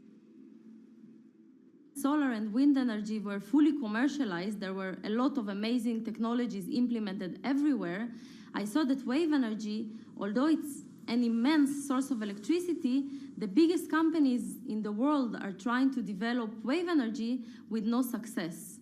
And there was kind of a race going on in the world of who is the company that is going to develop a viable wave energy solution first. In 2011, the then 24-year-old Inna co-founded EcoWave Power. Instead of installing devices offshore, the company's devices are attached to existing breakwaters, jetties, and piers. Our technology is very cost efficient, especially in comparison to the offshore technologies, because we don't need any ships, divers, underwater mooring, or cables. We install on existing man-made structures, and all our expensive equipment, the generator, the hydraulic conversion unit, the automation, is located on land just like a regular power station. This is the EcoWave Power conversion unit that has been operating in Jaffa Port since 2014 until 2020. Here you can see how the technology works. Basically, the floaters are going up and down and pushing the hydro cylinders, which transmit biodegradable fluid into land-located accumulators. A pressure is being built. The higher the waves, the higher the pressure, which is used to turn the hydro motor, which is turning the generators. The whole system is controlled by a smart automation system, which you can see right here. And in case of upcoming storms, the system automatically raises the floater above the water level and keeps them in the upward position until the storm passes. The company has been operating a 100-kilowatt grid-connected device in Gibraltar since 2016, which is enough to power 100 households. Currently, Inna and her team are working on another 100-kilowatt project at the port of Jaffa in Tel Aviv. The project will be also the first time in the history of Israel that wave energy will officially connect to the electrical grid. And our goal going forward is to expand it to all suitable breakwaters in the city of Tel Aviv and to supply a significant part of the city's electricity needs.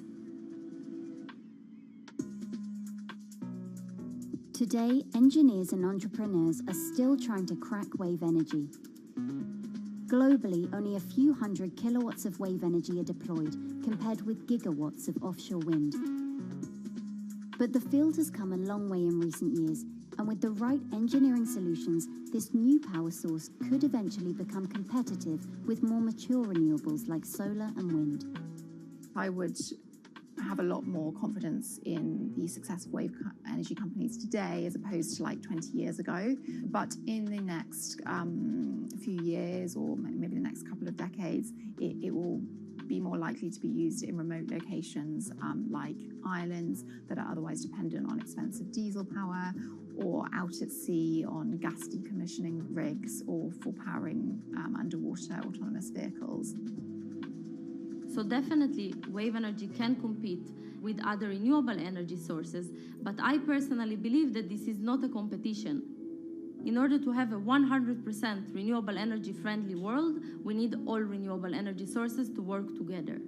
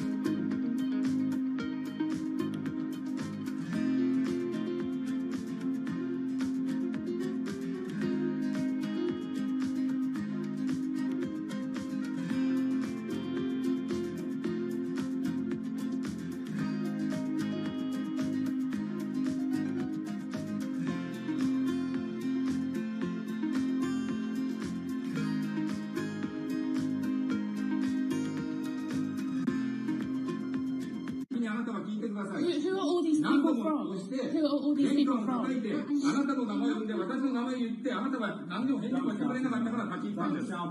So can you please tell me? I'm not going to... please wait. You know, I've covered a lot of companies. I've covered a lot of Machiavellian companies where, you know, people play rough. I don't think I've ever seen anything on the scale of Nissan. He is making you, but you act from this side. I mean, it's corrupt. The system is... One of the most dramatic elements was Ravinder Pasi's home being raided by court officials in Yokohama. You scared my wife. You scared my children. I worked in Nissan for 16 years. So Rav Pasi's journey into the darkest recesses of the Japanese corporate world started when he was the general counsel, the highest corporate lawyer position in the company. In the past few minutes, Nissan has revealed that its chairman has been arrested after allegations of serious misconduct. He was tasked with investigating Carlos Ghosn. And he was told, conduct an internal investigation and get to the heart of the matter. And then along the way, he started to notice serious conflicts of interest. He is one of the few people who knows an extreme amount of detail regarding the alleged crimes by Carlos Ghosn. And he's now ready to tell his own story on the record about some of the events that happened.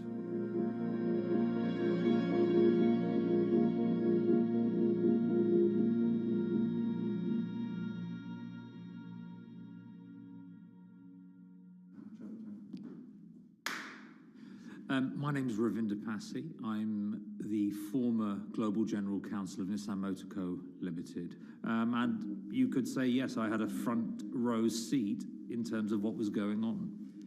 When Carlos Ghosn saved Nissan years ago, he was depicted in Japanese comic books as this hero, and now maybe we'll see comic books where he's the villain. In corporate Japan, Nissan was quite an unusual company. It was led for 2 decades by a non-Japanese executive.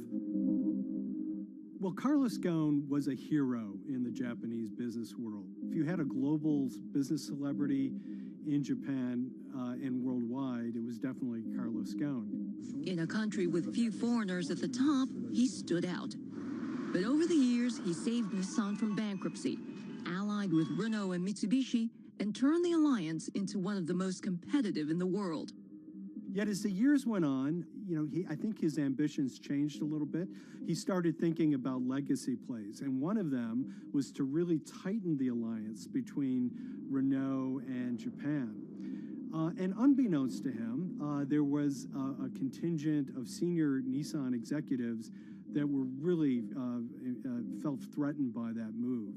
They really thought that they would lose complete control of the car company, and even in the government, there was probably a little bit of anxiety about a national champion in the auto industry falling under full-blown foreign control. Carlos Ghosn was an auto industry leader, respected by many in Japan. Now he's in jail. The arrest of Carlos Ghosn came completely out of the blue. This was in November of 2018. He was coming to Japan on Nissan's corporate jet for a regular executive meeting, and he was met on the tarmac by Japanese authorities who whisked him away to jail and charged him with financial misconduct crimes. So what happened was that a power struggle ensued inside the company, and somewhere along the way, it was criminalized. By that I mean that there were allegations leveled at Carlos Ghosn about the way he reported his pay to Japanese authorities, the way he handled money inside the company, that in other contexts might have been a board action, might have been handled internally.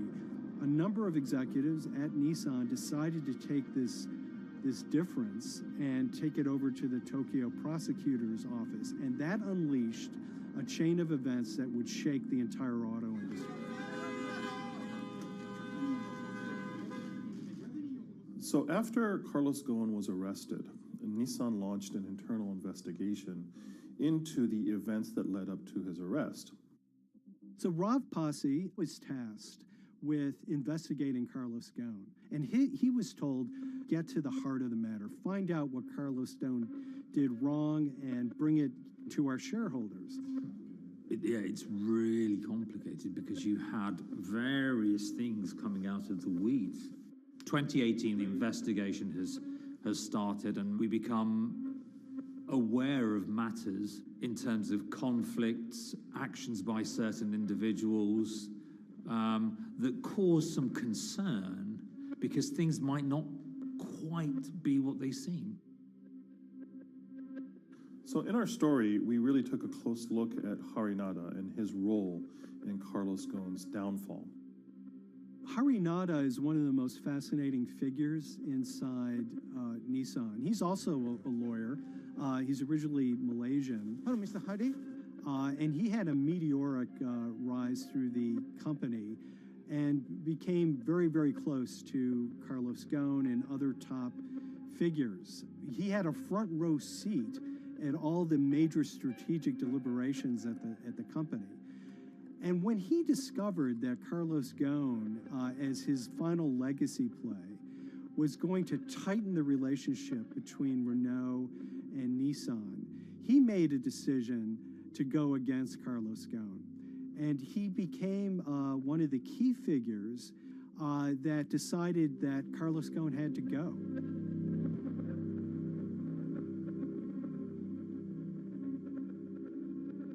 Harinada was somebody who actually recruited me into the company, so I have a long-standing relationship with him, or did have a long-standing relationship with him.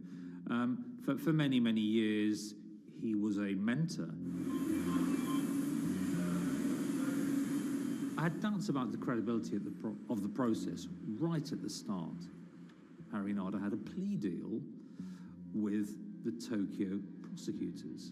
Now, that suggests he was intrinsically involved in some of the wrongdoing, or the allegations of wrongdoing, and it just didn't smell right, just doesn't sit right. So there was a basic conflict of interest. In other words, Harinada had to deliver results to Japanese prosecutors to avoid his own criminal liability, and he's accusing and leading the investigation of Carlos Ghosn. Some of the people who had been involved in the original alleged crimes were also looking into the affairs themselves. Ravinder Passi began pointing out some of these conflict of interest issues. And the reason for that is essentially his concern was for the company. If the company's own investigation into itself was compromised, that could lead to a very weak position in various lawsuits that it was dealing with across the world. I had discussions with Harry, discussions with the statutory auditors about these conflicts, discussions with HR about some of these conflicts, because at that point, we reported into him. You know, at the time, everything was quite, as you can imagine, it was, we've got to do this, we've got to do that, we've got to move fast. But when you step back and look at some of these things, you just think, my God, what was going on here? Because me, members of my team, were being placed in immediate danger. Your chairman's been arrested, a representative director's been arrested. They both happen to be foreigners. And then now what we need to do, we're being instructed to do, is certain compliance professionals need to go into properties in Brazil, for example, and retrieve evidence. They've got to do it very carefully, because if they don't do it carefully, they're going to get convicted of criminal activities. And likewise, when a team of lawyers were commissioned to go to Lebanon, I mean, one of my immediate concerns was, why are lawyers from Nissan being sent to go to Lebanon to retrieve evidence? These are just lawyers, they're corporate lawyers from Nissan. You had revelations that a number of executives had benefited from share appreciation rights when they shouldn't have. I mean, you know, substantive amounts of money being taken by these guys when they weren't entitled to take them. And you do think, yes, how is this going to look later on? It's going to look quite concerning. So that triggered for me the sort of assessment that, well, I'm going to have to do something, because up until this point, I haven't put down on paper these conflicts and these issues.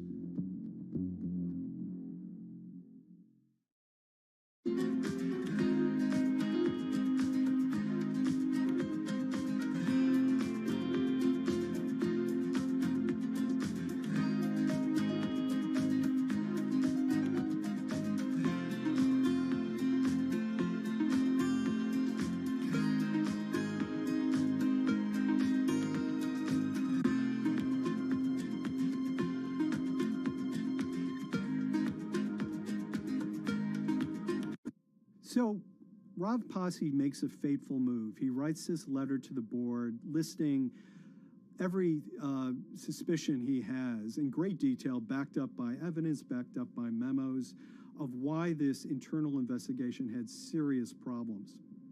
He sends the letter to the board and it's crickets. He doesn't hear much of anything. Nothing happened thereafter. Nothing at all. Just like it just gone into a black box. And he began to suspect that there was a desire, even at the highest level within Nissan, to kind of sweep these conflicts of interest under the rug. Unfortunately for me, I think, again, with hindsight, people must have thought that this is the nail that's sticking out, and we can't have this. Within 3 days of me submitting that to the board of directors, that letter to the independent board of directors, I was removed from the Goan Executive Conduct Matters. I was then told that I could not attend board meetings anymore. And up until that point, I had attended every single board meeting. I was then also told that after 8 years of being in Japan, I'd be going back to the UK. It eventually transpired that I'd be the VP of Projects and Transformation, managing a team of 3.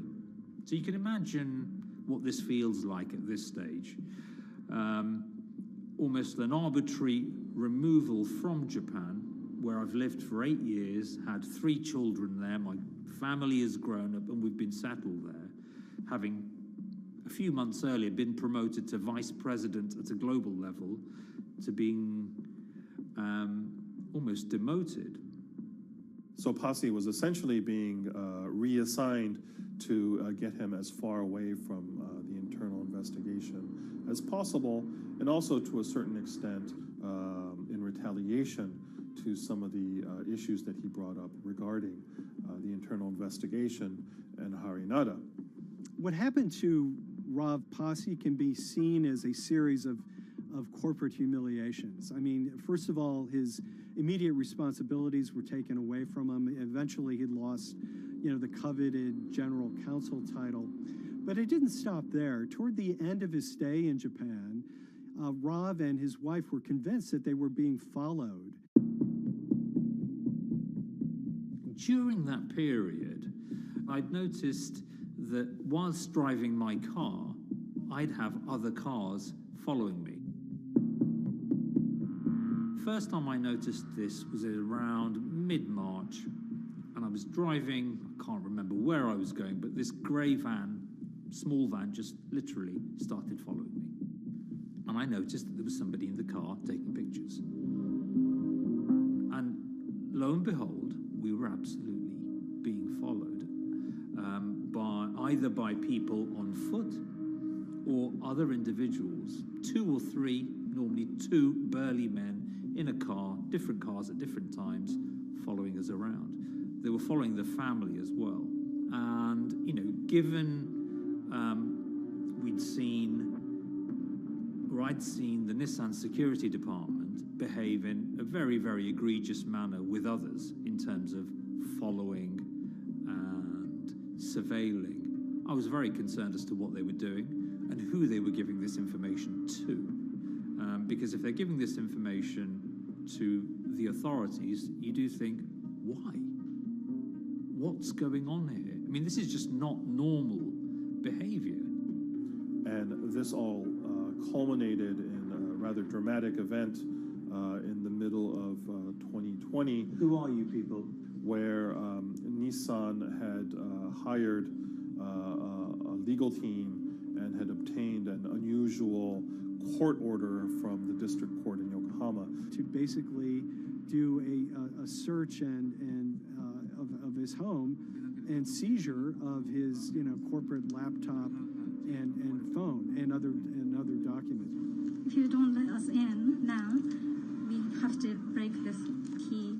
So it's a pretty extreme way to treat someone who'd spent 16 years at the company. These people have all come in. We don't really know who they are, apart from the fact that I've been shown a badge that says the Yokohama Court. And they're here to recover a laptop and a mobile phone. It was even more weird because I'd highlighted to the directors that certain Nissan executives were trying to recover this laptop and this phone whilst I was still in Japan. And I was very concerned because it had evidence on there that related to misconduct matters and other forms of inappropriate conduct. It was just another form of intimidation, another form of harassment, forcing me almost to leave the company and the country. Because once they'd retained and obtained these items, we were still followed, which, again, I just couldn't understand. What is the point of doing that? This is a car company. This is not the KGB.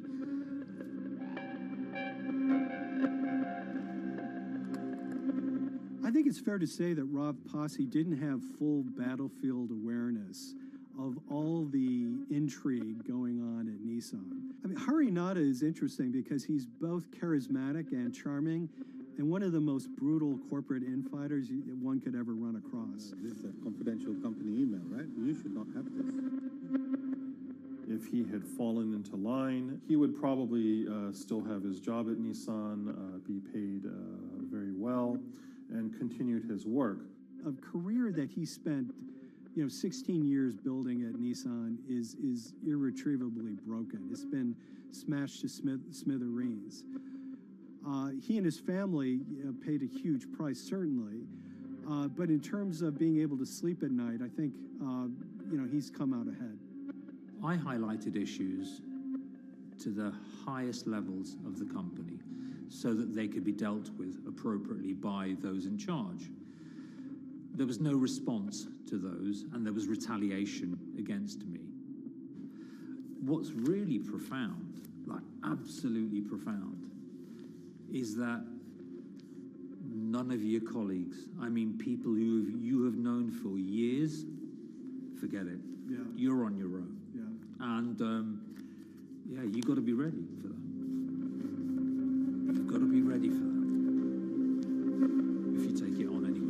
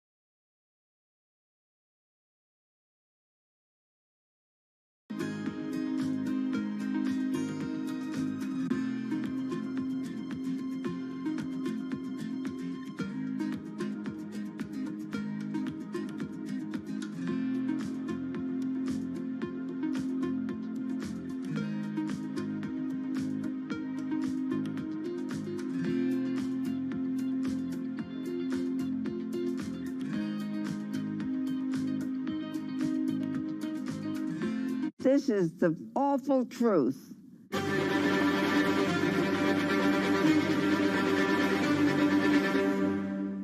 There's always someone in the family that's pushing it.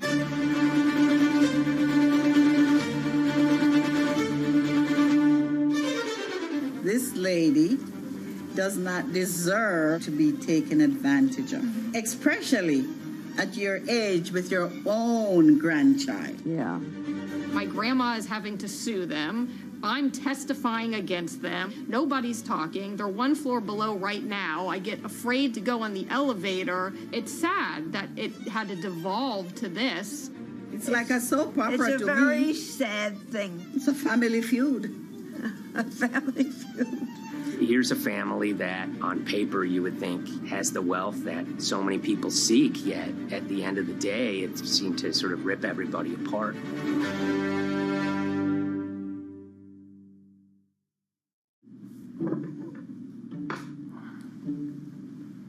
My name's Tom Schoenberg. I'm a senior reporter here at Bloomberg News, cover financial enforcement. I was approached by someone close to the Schottenstein family and asked whether or not I would be interested in writing about Beverly Schottenstein and this case that she had against J.P. Morgan. And it was immediately clear that there was a great story here to be told. So I started just, assembling all sorts of documents that the family made available to me. That included a diary that Beverly had begun writing when she started having suspicions about what was actually going on with her money. Beverly obtained her wealth from the Schottenstein kind of retail empire that has at times included Big Lots, Value City, American Eagle Outfitters, DSW Shoes. Beverly's husband died, and at which point they sold off their portion of the company, bringing them an enormous amount of wealth at around 1990. Estimates of her wealth were around $90 million. She, for many years, had that pool of money being managed by outside advisors. Her grandsons in the late 2000s had both graduated and were becoming financial advisors. She gave them a little bit to work with, and over time, her grandson, Evan, became the trustee of her entire estate. Managing sort of family money is not a conflict. In fact, some ways in wealth management, it's kind of how you get your start. It's kind of the seed that you need to sort of get going in the business. But Beverly started having suspicions that something was wrong probably in around 2016. Well, there were suspicious things, but taken separately without everyone talking about their own experiences, it was hard to really put it together. She had written a check to her caretaker, Dawn, that bounced. So she went down to her local Chase branch to sort of find out what was going on. She wasn't getting paper statements in the mail, so she asked them to print out a number of her statements having to do with her checking account and her credit card account. So we went to the bank and asked for the statements. And she got a whole year and going through all of them, page by page by page. And it was there she saw all sorts of charges that she said she didn't authorize or didn't know about. I was becoming very, very suspicious. I was starting to look in the money part, and that's what bothered me more when I saw that money was going, and I was not a big spender. Around the same time, Dawn, she starts noticing Beverly's son, who lived in the condominium below her, came up with Evan with a shredder and started grabbing papers in her office area, including some with J.P. Morgan letterhead, and just started sitting at the kitchen table, just shredding documents over and over. Yeah, they came in one morning. They used to do it in the back. Through the back door, and they brought the shredder inside. And then they went in the drawers in the office and took out all the papers, and they started doing it. I was very suspicious because I know you don't go around and destroying papers. Beverly said that they had done this many times before. That's when she said to me, Dawn, I'm going to write my feelings in this black book. Diary. And it's a diary, and she started writing. Each day she would write a little at a time. Around the holidays of 2018, a package had arrived, a FedEx package, and in it were materials about a venture capital fund based out of the Cayman Islands. Dawn and some other family members take a look at this, and they see that Beverly is signed up for this fund to the tune of $5 million over the course of several years. And that was really the beginning of it. That was sort of the tip of the iceberg when it became obvious that something was going on, that my grandmother really wasn't aware of this fund.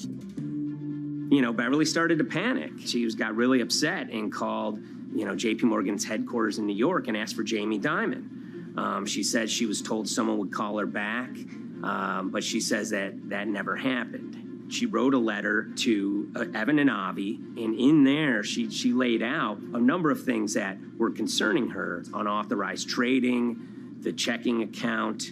She had about $1 million worth of jewelry in a safe deposit box, and that her son Bobby had the key to that box, and that jewelry had gone missing. All this was kind of packaged in this, 5-page handwritten amendment to a will and trust. There's such an evolving narrative about why the jewelry was taken. The only truth we really know is that the jewelry is gone. But why it happened, there have been a lot of different stories. You just don't take your mother's wonderful things and hand it out. And they emailed that note to J.P. Morgan to seize all activity on her account. And it ended up setting off a firestorm after that. As soon as they got this email that there was a cease and desist and that she wanted to send her money and change brokerage firms, they were actually vacationing one floor below downstairs. They're there right now. The next day, Beverly's in her place. The granddaughter's still in her place visiting. Dawn is there, and up comes Bobby kind of barging through the door. And he's screaming about what was sent to the J.P. Morgan. They're now investigating now. And he's furious, takes his mother and sort of puts her into a chair, gets pen and paper, and she says physically forced her to write a retraction letter. They were pushing me around. It was a scary time. I was really afraid, too. I had to take her to the doctor, and she did an x-ray because she was in so much pain. The locks had to be changed. The phone number had to be changed. I really thought we were going to have to hire guards to be outside just for protection. Oh, it was terrible. Horrible scene. Beverly brought her case before the Financial Industry Regulatory Authorities, usually known as FINRA. It took several months of hearings. She sees all sorts of transactions that's going on, hundreds of them that she claims that she never knew about, never authorized, but yet were logged to J.P. Morgan's files as having been direct requests from her. That included the sale of a large amount of Apple stock worth several $1 million, as well as all her stock in Big Lots. Over the course of their time with J.P. Morgan, Evan and Avi were making all sorts of trading on her account that was generating millions of dollars in commissions for themselves and the bank, yet she was not sort of getting any of the type of gains that you would expect sort of an $80 million account in a bullish market to be able to get. They issued a ruling entirely in her favor, finding that her grandsons, as well as J.P. Morgan, they were liable for violating their fiduciary duty, misrepresenting themselves, and they also found that the bank and her grandson, Evan, were liable for elder abuse. Evan and Avi, they were fired from J.P. Morgan. They issued an award of about $19 million. I reached out for comment, and J.P. Morgan emphasized that Evan and Avi were no longer with the firm and that their actions do not represent the sort of values of the bank. I reached out to Evan and Avi, heard back from their lawyer saying that, they disagree with the law and the facts that FINRA kind of used to decide the case against them and are seeing if they can have it withdrawn. Her son, Bobby, wrote her a letter, said his sons weren't criminals, and he also admits to taking her jewelry. And he says he needed it to pay off some bad business debts he had. They never once came up to say, I'm sorry. If there had been an apology and some acceptance, and asking for forgiveness from my grandmother, I don't think we'd be in the position that we are now. Since the piece came out, we've received dozens of messages from people, many of whom are telling their own sort of personal tales of, kind of financial advisors gone bad, or family members who got control of an estate and abused, those within.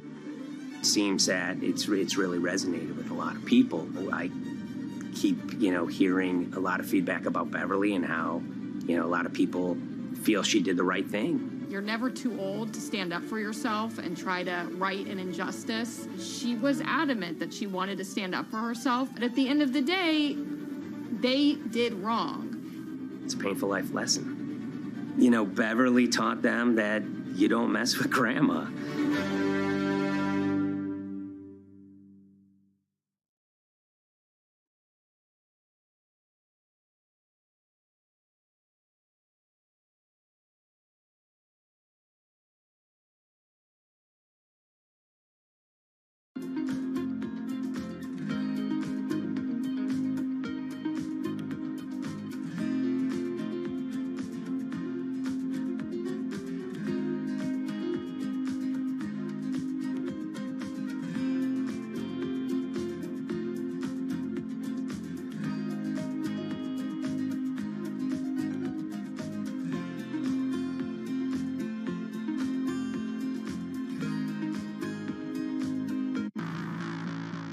On April 20th, oil markets did something they never had before, and they crashed, went into negative territory and closed the day at minus $40. Meanwhile, in a place called Thaden Boyce in Essex, a group of 9 traders, led by a guy called Cuddles, made $660 million over the course of a couple of hours. The price of oil has collapsed to a record low. We've never really seen anything like it. WTI this morning down more than 35%. People maybe wouldn't have been so surprised if the oil price had fallen to zero, but the oil price went to minus 38. It went far lower than anyone had expected. And so lots of people in the market were saying, well, hang on, something else is going on here.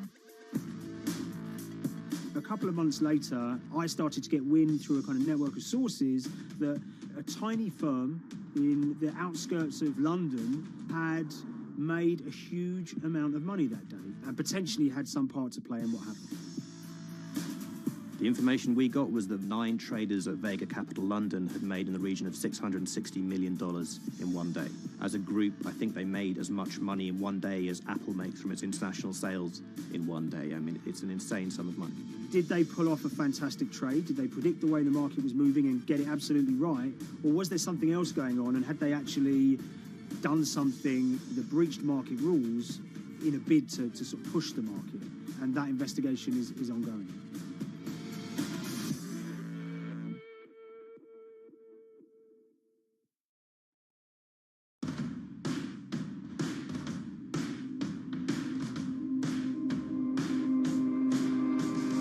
So Paul Commins is a trader who cut his teeth in the pits in the 80s and 90s when everyone had a nickname. His was Cuddles. If you can imagine, that was a very sort of cutthroat type of world where people are doing, hundreds of thousands and millions of dollars trades by shouting at each other, giving hand signals, and then sort of scrawling on scraps of paper. The culture of the trading pits in London was very influenced by the working class guys who became traders there. They weren't like the city bankers that had gone before them. They weren't usually Oxford or Cambridge. They didn't wear Savile Row suits. They were ordinary working guys who happened to have a talent for trading. And a lot of them came from Essex. I think it was 400 traders in the pits, and Cuddles in his oil and gas pit was described to us as amongst the top 3. In amongst that, was very successful and made very large amounts of money as a young man. But inevitably, mechanization and the arrival of electronic markets was the kind of death knell for the pits. And in 2005, the IPE closed down. And when the pits shut down, a lot of the traders who worked there lost their jobs or quit or went to work for financial institutions. But Paul Commins decided to start his own trading collective out in Essex. Some of them are ex-pit guys, cut from the same cloth as him. Lots of them are actually sort of in their 20s, and they're his, drinking buddy's son, or they're his own kids' friends from football. They're young lads, hungry and ambitious, and he brings them into the fold. And fairly shortly, he's got, maybe a dozen or so traders that they're independent, let's be clear, but they're all part of this collective.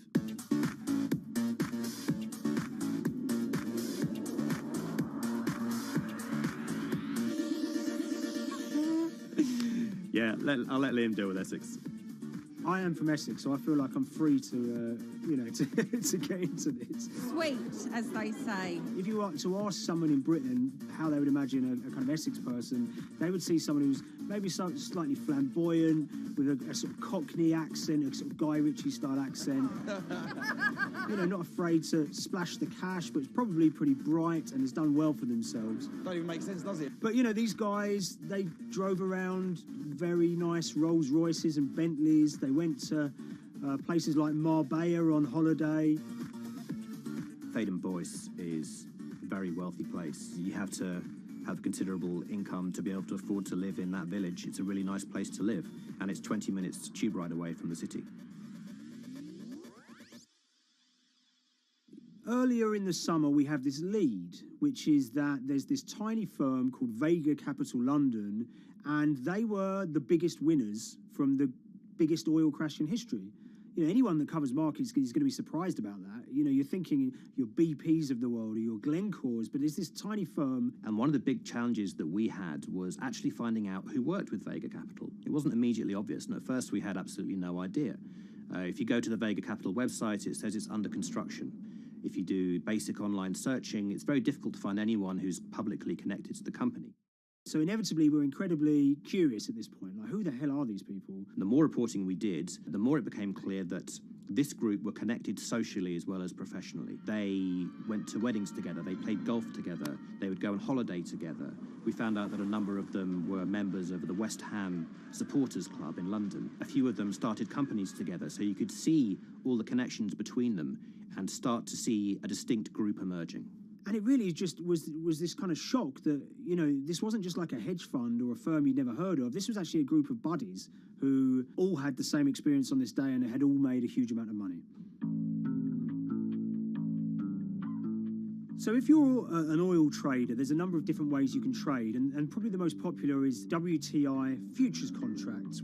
And it's basically a contract that says, I'm going to buy 1,000 barrels of oil from you at this point in the future, or I'm going to sell 1,000 barrels of oil to you at this point in the future. It's actually just a financial contract to gamble on to predict whether oil is going to go up or down. On the 20th of April in Essex, there had been signals for a while that this was going to be an exceptional day in oil markets. And we know that some of them arose early and started their trading in the early hours of the morning while it was still dark outside. Essentially what they were doing is buying contracts that gave them an obligation to buy oil at whatever the price ended up at 2:30 p.m. So they're basically placing a bet that oil is going to fall throughout the day. But they're simultaneously selling lots of oil as well. And whether they make a profit and how much profit they make is the difference between what they buy the oil for and what they sell the oil for. Now, of course, we now know throughout April 20th, the price dropped and dropped. So this is going very well for them. They are committed to selling oil at these prices, and the prices are continuing to fall, which means they're going to be able to offset it and buy oil at cheaper at the end of the day. Now, once it gets to kind of 1:30, 2 p.m., that's when things start to get really interesting. Suddenly there's a kind of influx of buyers and sellers, as desperation increases in the market and trading volumes go up. Now at 2:08 p.m. exactly, something bizarre and unprecedented happened, which is that oil passes into negative territory. And it fell to a record level of minus $38. We've never seen anything like it, period, in terms of the contraction of the global economy. That huge gulf between what they were buying the oil for and what they were selling it for enabled them to make more money than they ever thought possible.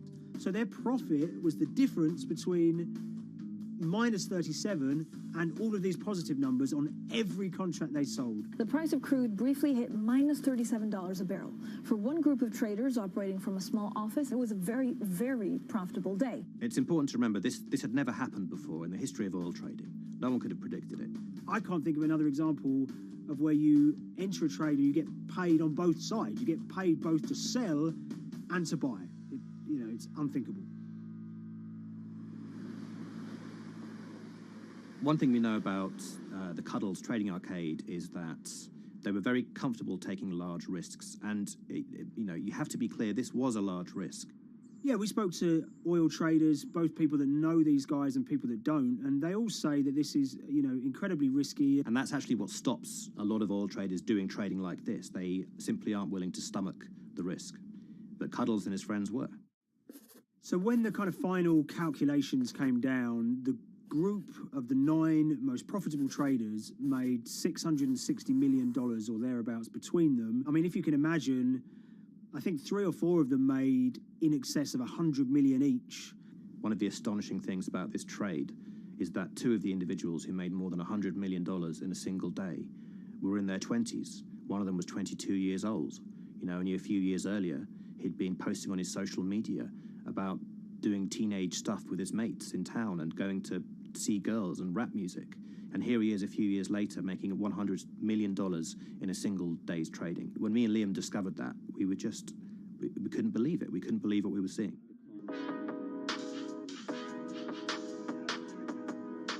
Oil trading is a zero-sum game. Anytime you're making money as an oil trader, someone else is losing it. Amongst the biggest losers were the investors in this Chinese fund, Crude Oil Treasure Fund. There were thousands of them, and they lost everything. Lots of people had put their savings into oil funds. They lost money that day.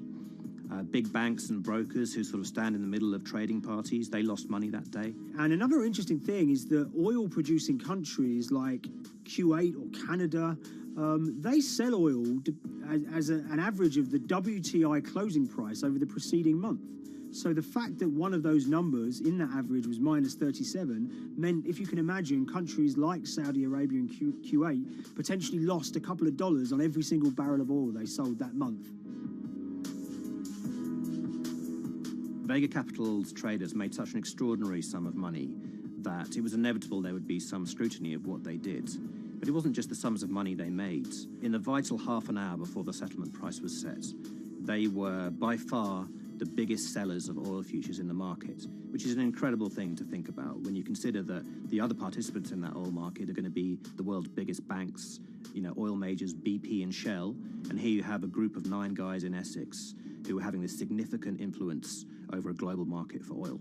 I mean, I think you have to assume that if these guys had made $7 million or $10 million, they probably would be celebrating in Essex right now. But the fact that they made closer to $700 million has meant that they are facing understandable scrutiny. We wrote individually to all the Vega traders who did exceptionally well that day, and we got a letter in response from a law firm representing the group. And the law firm was at pains to point out, number one, that they haven't been accused of any wrongdoing, that they all traded independently and separately, and they'd basically all made up their own minds that this was what was going to happen in oil markets based on publicly available knowledge, and decided to execute this trade. What I love about these stories is there's a real variance of opinion, and some people will look at what happened and think that must be dodgy. They all traded at the end of the day. They all made a huge amount of money while all these people lost.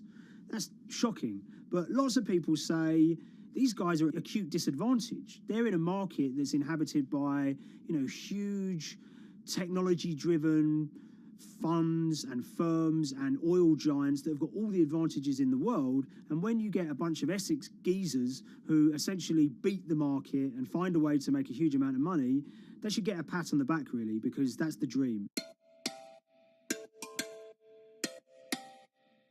Since this happened, a lot of the guys have stopped trading the monthly settlements that they'd done so well at in the past. Several of them have set up new companies.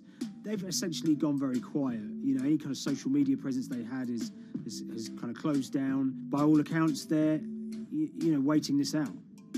It's certainly too early to try and predict how the regulatory investigations are going to pan out. We just don't know. There's a number of potential outcomes for these guys. Potential punishments if there are any findings of manipulation against Vega or anyone affiliated with it might be you could be fined, you could be banned from trading, and in the most extreme cases there have even been criminal prosecutions in the past of people who have been found to have been manipulating the settlement and misconduct related to trade at settlement. There are other outcomes too.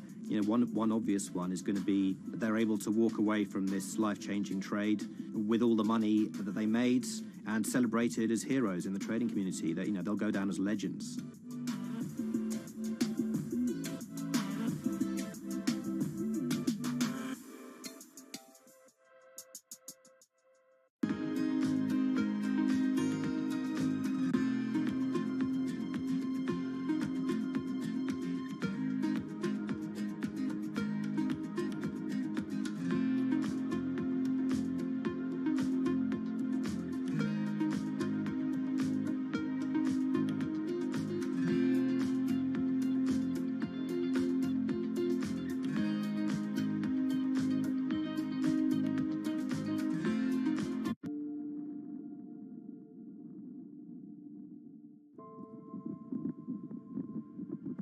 It's very important, given the nature of the climate crisis right now, for the general public to have an understanding of what progress is or is not actually happening. And I think many readers right now, they'll see these hundreds and hundreds of companies making these big, bold climate claims. And they would be forgiven to think that we're well on our way to meeting the emission reduction trajectory we need to be on. And the reality of the matter is we're just not on that trajectory. And a key reason for this sort of disconnect is the use of offsets that aren't doing what they claim to be doing. We have a massive potential for sort of willful blindness. We can convince ourselves of things regardless of what the facts are. And so that's what tends to happen in these cases. It's not that anybody is setting out to commit climate fraud. They sort of walk themselves into a situation and they convince themselves of one thing, and that allows them to convince themselves of another thing. But at the end of the day, they're doing something that makes no sense at all.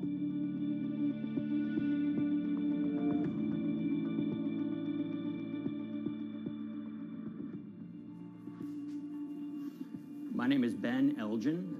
I wrote the story about how the billion-dollar market for carbon offsets is setting back the fight against climate change. So one of the challenges in reporting on carbon offsets and trying to figure out what's going on is really finding good experts who have been steeped in this marketplace and are willing to candidly talk about it. One of the best people for this is a fellow named Mark Trexler, and I've been talking to him for more than a decade. My name is Mark Trexler. I've worked in climate change for the last 30 years. I was actually hired by the World Resources Institute in Washington to work on the first carbon offset project in 1988. In terms of defining a carbon offset, one of the beauties, so to speak, of greenhouse gases, sort of the silver lining of greenhouse gases, when you put up a molecule of CO2 into the atmosphere, it can be anywhere in the planet in 7 days. And therefore, if there's an option to reduce emissions on the other side of the planet, and you can do that very cheaply as compared to doing it in your factory, for example, then why not pay that person, that factory on the other side of the planet to reduce their emissions? Then you are, in a sense, offsetting your emissions, and the atmosphere doesn't really see your emissions anymore. So carbon offsets have been around for quite some time, and they were actually key with these international climate agreements, such as the Kyoto Protocol, which mandated the wealthiest countries reduce their greenhouse gas emissions. The treaty was signed on the 11th of December, 1997. Decided. The business community in general saw carbon offsets as a huge opportunity to comply with whatever policies and measures might be coming down the pike on climate change much more cost effectively. We've seen a huge surge in companies making big proclamations about how they're going carbon neutral or zeroing out all of their carbon emissions. We're going to reduce our carbon footprint to net zero. Unilever is committing to net zero emissions. We can achieve a net zero emissions world. We began looking at these corporate claims of dramatically reduced emissions, and we noticed so many of these companies were using carbon offsets to achieve these aims. And as we began to look at the carbon offset projects themselves, what we found is that the environmental benefits claimed by these companies are not actually what they seem to be.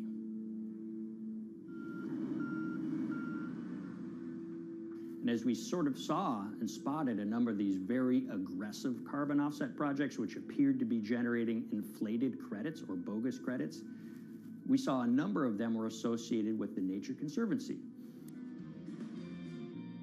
This surprised us. The Nature Conservancy is the world's biggest environmental group. They have about $1 billion a year in revenues, and they've been around for 7 decades. They've preserved about 125 million acres of land, and they've done so many good works over the years, and they've been very strong in terms of working with corporate partners. The Nature Conservancy has taken a different approach, a very pragmatic and pro-business approach. They will not go out and criticize a big polluter, but they're very happy to work with them. Some might say that, well, that's selling out, but others would say, and those at the Nature Conservancy would say, these companies have deep pockets. They can help fund important preservation work, and we have absolutely no problem working with them on this stuff. So companies are very warm, and they've partnered with the Nature Conservancy for many years. And yeah, it definitely lends a sheen of credibility to these projects. Here's 20 new reasons to visit Disney World this year. 1, 2, 3, 4. If you look at, for instance, Disney, that's a sprawling company with theme parks and cruise lines that burn up diesel fuel. They have office buildings and television studios that consume electricity.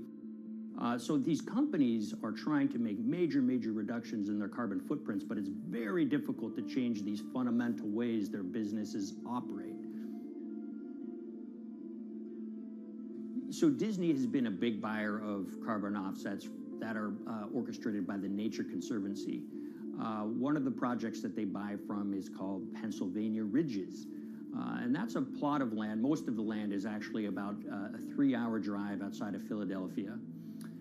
Interestingly, this land, 3,000 of these acres, was actually acquired by the Nature Conservancy in the late 1990s. This land was imminently threatened. There was a pending logging contract on this land. So they do what they've done so well for all of these years, which is they go out, they raise money from local philanthropists, and they go buy this land to protect it from developers and loggers.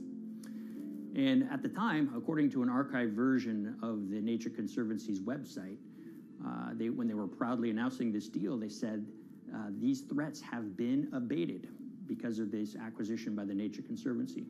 So it's really interesting now, fast forward 2 decades to earlier this year when they put forward this carbon project. And if you look through it, this land is a key part of that carbon project. And what they're now saying is this land is now, once again, imminently threatened. 72% of the trees are going to be cut within 5 years. Now, this is just astounding because this land is owned by the Nature Conservancy. They do not clear-cut land that they've bought through philanthropic donations. So this scenario that they've put forward to get carbon revenues is not really plausible. And what that means is when you have Disney coming in and buying these credits, when it eventually lowers its carbon footprint because of these credits, well, that won't be a credible or truthful claim by Disney.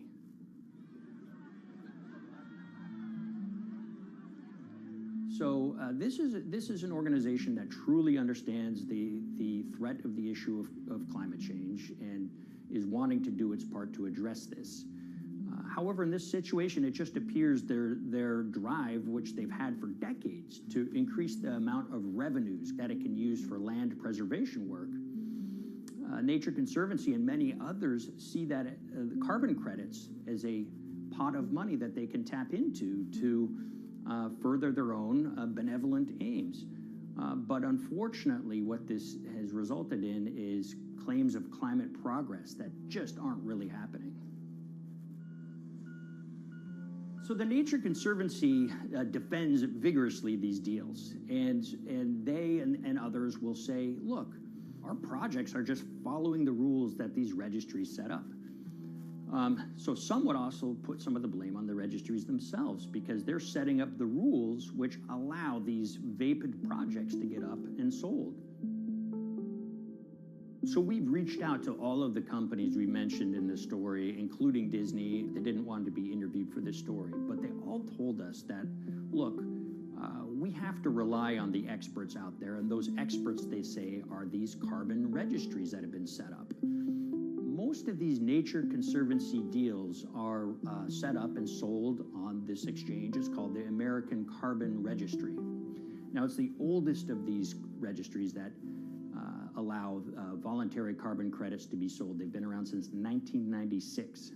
What these offset registries do is they set up rules, and any carbon offset project has to follow those rules. But there's this tension that's always there. If the rules are too strict, then it's going to be very hard for carbon offset projects to get up and running. So there's this balance going on where the registries want rules that attract projects, but they don't want it to be so strict where it will disincentivize projects from getting listed. One of the challenges with designing carbon offset systems is that there are normally two people at the table. You have buyers and you have sellers. And to some extent, you have policymakers, but you know, the buyers and the sellers are really the ones with the expertise, with the incentive to really participate hard, make a lot of things happen. And the challenge there is that both of them sort of want the same thing, or they're both happy with the same thing. They're happy with low-cost offsets and a lot of them, because that works for their business model. You end up, though, with nobody really representing the atmosphere, so to speak. Nobody's really representing the climate in those discussions. And so the policies end up biasing the whole system, and you end up in sort of a race to the bottom, and that's what we've seen happen. You know, when it comes specifically to the topic of carbon offsets, you know, I am a fan of carbon offsets in the sense that they can help mitigate climate change. They absolutely can. But, you know, if we're not going to do it correctly in a way that actually does help mitigate climate change, then it's nothing but a distraction. And, you know, after 30 years, you have to start wondering, is it really just a distraction? And that's really unfortunate, but that's where we are. Ultimately, what needs to happen is systemic change. You know, we're sort of nibbling around the edges with some of these different things. We need to change how we produce energy. We need to change how we transport ourselves. We need to change what and how we eat. You know, we need systemic change associated with transitioning to a low-carbon economy. A lot of what we're doing today is not promoting systemic change. It's sort of trying to stick your thumb in the dike to preserve the current system. And at the end of the day, that can't really work.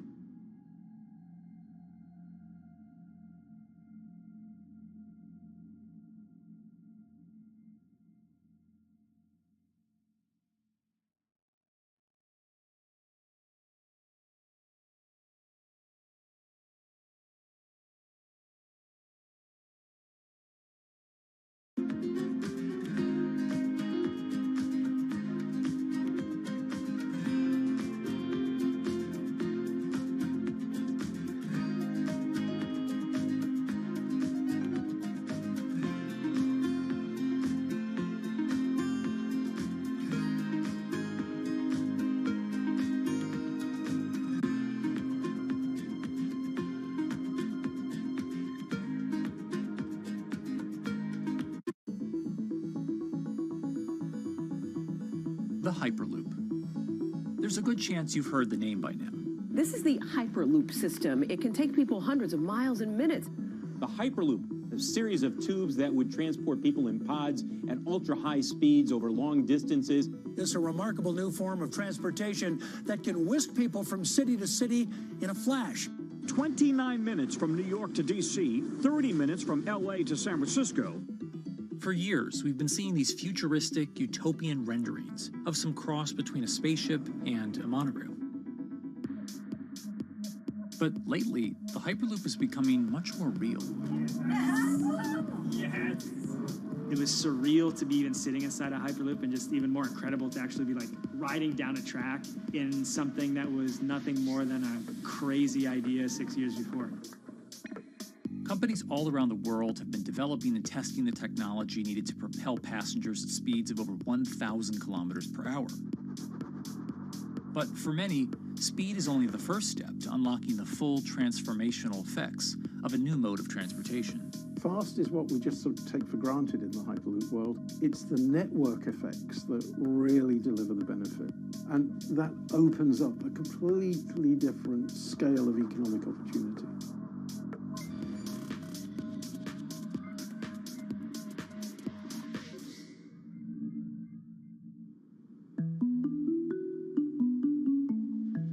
We've got planes, trains, automobiles, and boats for getting around Earth.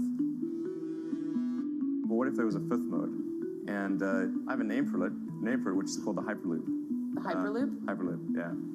In 2013, while riding high on the growing success of Tesla and SpaceX, entrepreneur Elon Musk released a white paper outlining the basic framework of the technology he called Hyperloop. The basic idea goes a little something like this. A tube reduces the air pressure to a near vacuum-like environment. A Hyperloop pod is then suspended in the tube, usually by magnetic levitation. The whole pod can then be propelled forward. Because there's no traditional friction sources like air resistance or rolling friction that would push back against the pod, the Hyperloop is able to move at incredibly high speeds and do so fairly efficiently. Despite its futuristic name, however, the general concept behind Hyperloop is actually pretty old. In fact, New York City's first attempt at an underground public transit system in the 1870s was based on a similar principle. The pneumatic transit system was short-lived, however, only stretching one block and topping out at a rather leisurely 10 miles per hour. While Elon would make some 21st century improvements to this concept and bestow a very 21st century name, he wouldn't end up pursuing the technology itself, instead electing to focus his efforts on something a little bit deeper, literally digging the requisite tunnels via his boring company. It would take another billionaire industrialist who dabbles in spaceflight. No, wait, not that one. Yeah, that's the one. After Richard Branson would make a large investment in the company Hyperloop One, it would be renamed to Virgin Hyperloop. What we've always been trying to do as a company is show that this technology could work, that it could be made safe, and that ultimately it's something that's happening in the next couple of years, not the next 20 years. Josh Geigel is the co-founder and CEO of Virgin Hyperloop. In a familiar tech startup story, he's seen the project go from a garage to a large-scale testing facility outside of Las Vegas. So we started building the first kind of Hyperloop system in 2016. We've done a lot of work, about 500 tests that we've done on that over the last 5 years. And what we realized that we need to do is take that technology, show that it can be commercial, so drive the cost down, improve the efficiency, improve the performance. But the key thing is actually making it approachable and safe for individuals. In order to do that, Josh, along with Virgin's head of passenger experience, Sarah Lucian, bravely volunteered to take the inaugural ride. What her and I were realizing is we're the first two people sitting in a Hyperloop. The only type of people that have gone through this environment are in spacesuits, and there we are in just normal clothes because of the system, the safety of what we've designed. 3, 2, 1, launch. And then once we started going, you felt a bit of acceleration. We accelerated a little bit harder than we would in commercial, be like a sports car. Yes. We got up to about 108 miles an hour on that test. And it's a short run, it's about 500 yards or so, and came to a stop. The test, lasting only about 20 seconds and covering only a quarter of a mile at just over 100 miles per hour, is a long way away from a true functioning Hyperloop. But as for optics, it's a crucial step for the future of funding. The number one question we got from investors or from project proponents or just people in general was like, is a Hyperloop safe? And what better way to show something is safe than by actually getting people on it? But convincing investors and governments that would likely be fronting some of the construction costs for an unproven technology is no easy task. First and foremost is the question of safety. Most people don't know how an airplane works, but yet they get on an airplane. They get on an airplane because, it's faster than driving, and most importantly, they've probably gotten off of one before, they've seen someone get off of one before. And so what we set out to do was actually show that Hyperloop could be safe with two normal people, not astronauts, not adrenaline junkies or test pilots or anything like that. Two normal people getting on a Hyperloop, and then most importantly, those two people getting off. But beyond safety concerns, constructing Hyperloops will undoubtedly require a significant capital investment to the estimated tune of around $60 million per kilometer of track. So a track from San Francisco to Los Angeles, for example, is likely to come with a price tag over $10 billion. And before large governments are willing to come in and front those costs, investors who are funding Hyperloop development must accept it as a long-term mixture of technology and infrastructure investing. Investors that are used to short returns because you're developing apps or something to that effect, those aren't the investors that really get excited about Hyperloop. What you start to see is the people that are looking at platform technologies, right? So this idea that because the smartphone existed, Uber could exist, right? So who are like the Vanderbilts of this century? And that's the part where you're going to get a lot more no's than yeses. But there's people that have the ability, the fortitude to stick it out, to see the game-changing platform here. Those are the people that we're looking for. And since we've done that passenger test, there has been a lot of interest that's really, this is a lot sooner than I thought.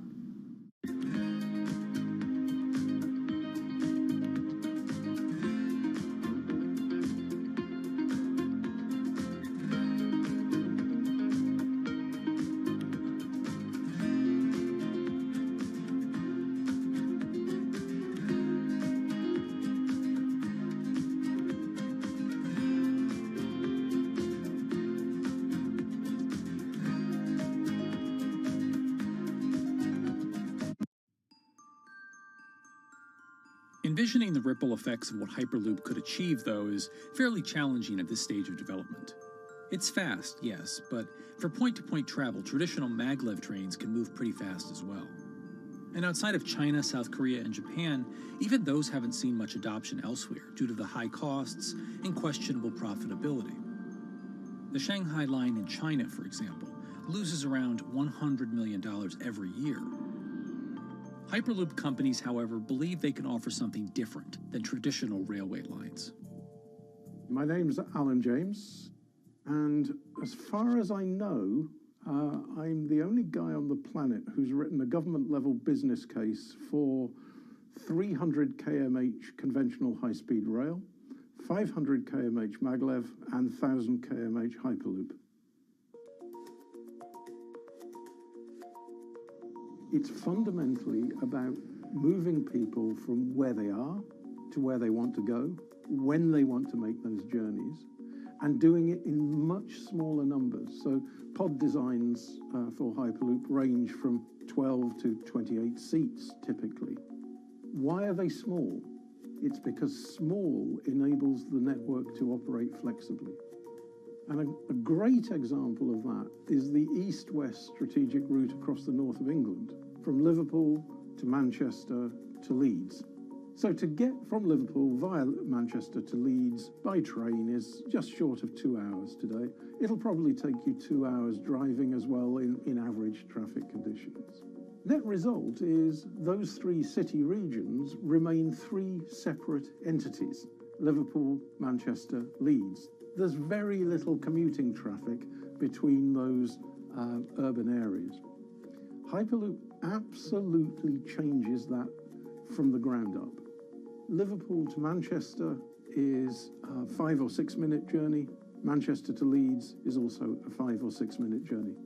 What that effectively does is create a single supercity economy. In this vision, the Hyperloop acts a little more like a highway, where pods have fixed destinations and don't need to stop along the way. Meaning you can travel on a Hyperloop network from, say, Liverpool to Leeds, while the pod behind you travels from Liverpool to Manchester. And if that metro Hyperloop network is connected to other networks from the same location, you could travel from Liverpool to Paris or Liverpool to Amsterdam, all without making a single stop. For passengers, for business, for leisure, that is utterly transformational. For high-value freight and logistics, it's equally transformational.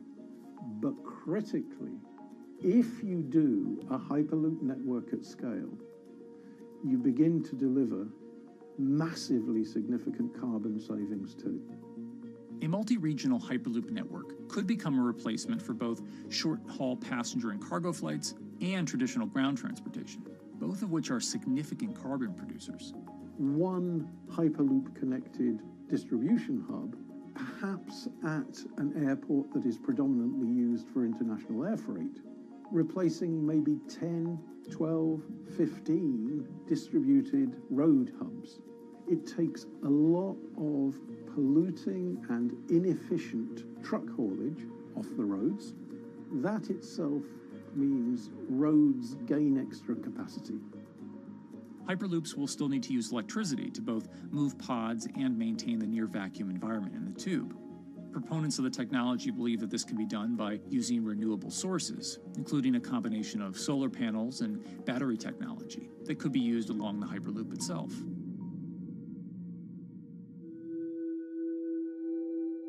But even with all multipliers of time and carbon emission savings that a Hyperloop network may provide, the investment capital required to actually build such a network becomes even more economically and politically daunting.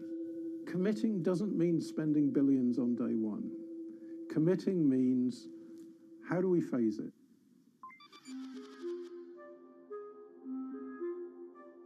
One company in the Netherlands is working to develop that technology, and perhaps more importantly, the international coalition needed to make the Hyperloop network a reality.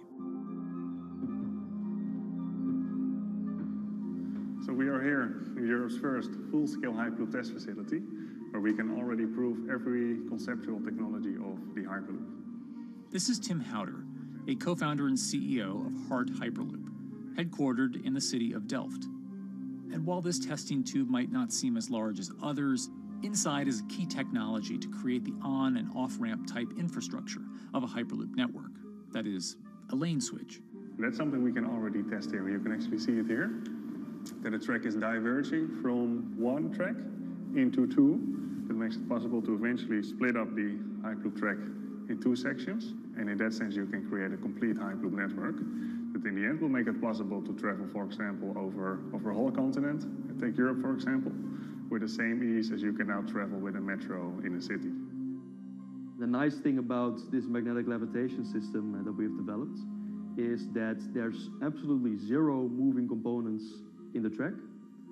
So for example, if you have to do a lane switch, all you do is that the tube basically splits up, and statically the tracks also split up. And whenever the vehicle enters a switch, it either pulls itself to the right with its magnets, or it pulls itself to the left with its magnets.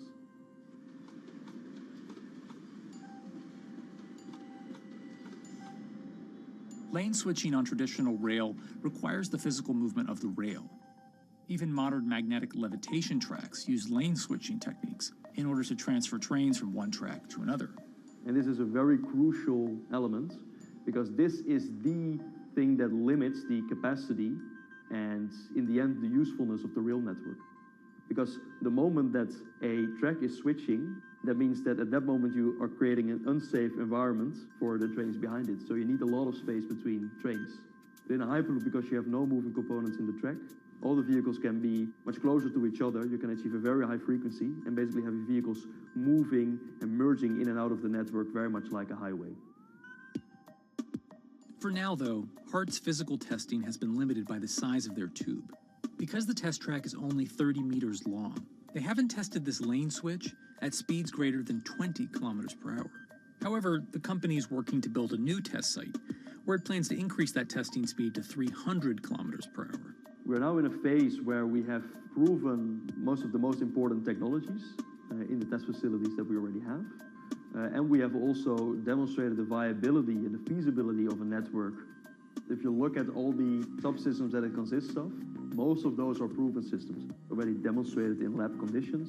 So we don't really believe that the technology itself is going to be the biggest challenge. Because for all Hyperloop companies out there, actually building a Hyperloop system requires more than just a good product. We're talking about the safety aspects, we're talking about integration into the environment, we're talking about the social aspects. Do people feel comfortable traveling in such a system?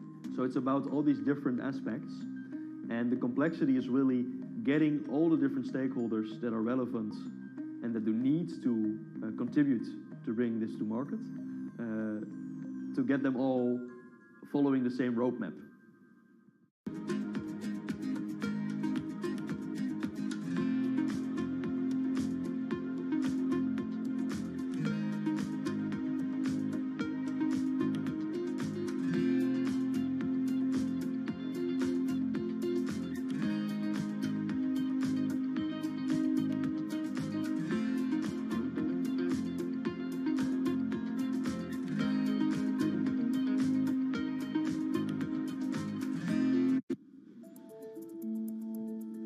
In order to help build this coalition of private and public interest in Hyperloop development, HART in 2018 partnered with other Hyperloop companies from Europe and Canada.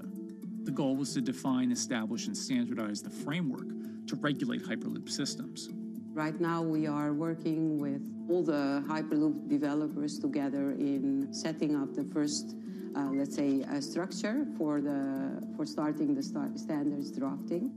One of the most important goals for HART is interoperability, which is essentially making sure that different systems can communicate with each other.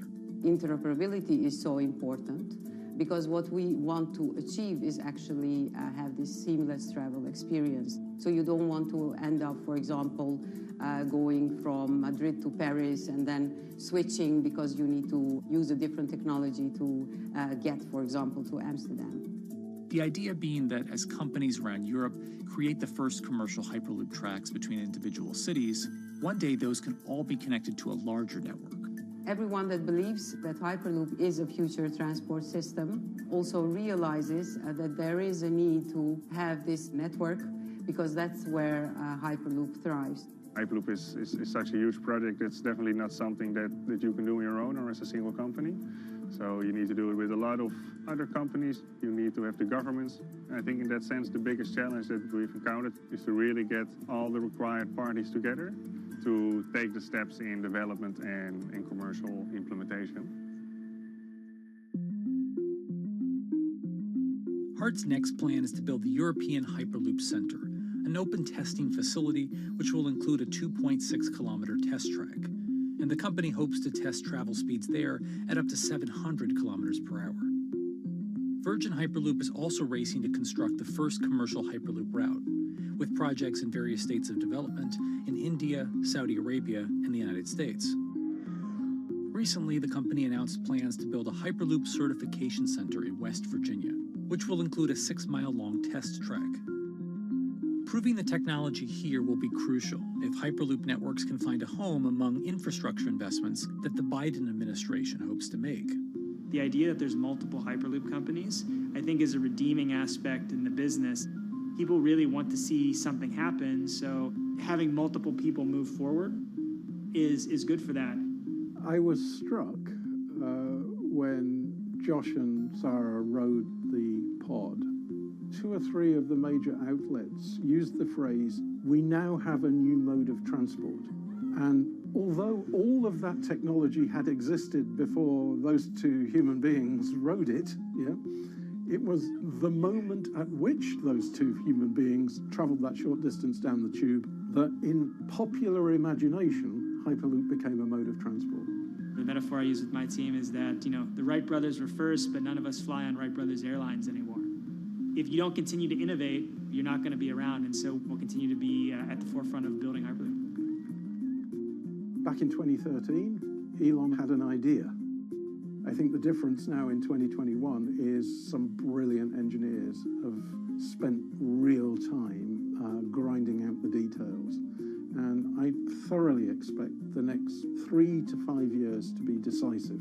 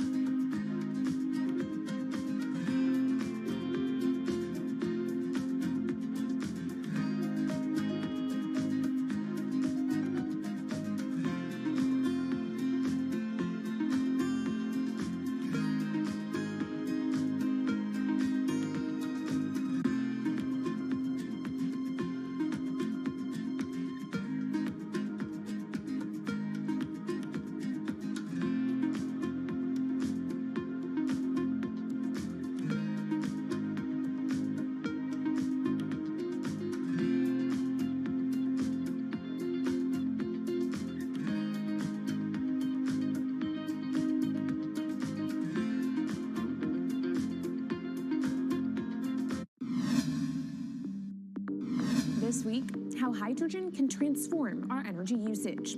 We'll look at why the universe's most abundant element could be a game changer in the climate revolution. Hydrogen technologies are not new. They are used in other sectors. We use them in space, on our rockets, and we don't need the laws of physics to change to be able to use hydrogen on our planes.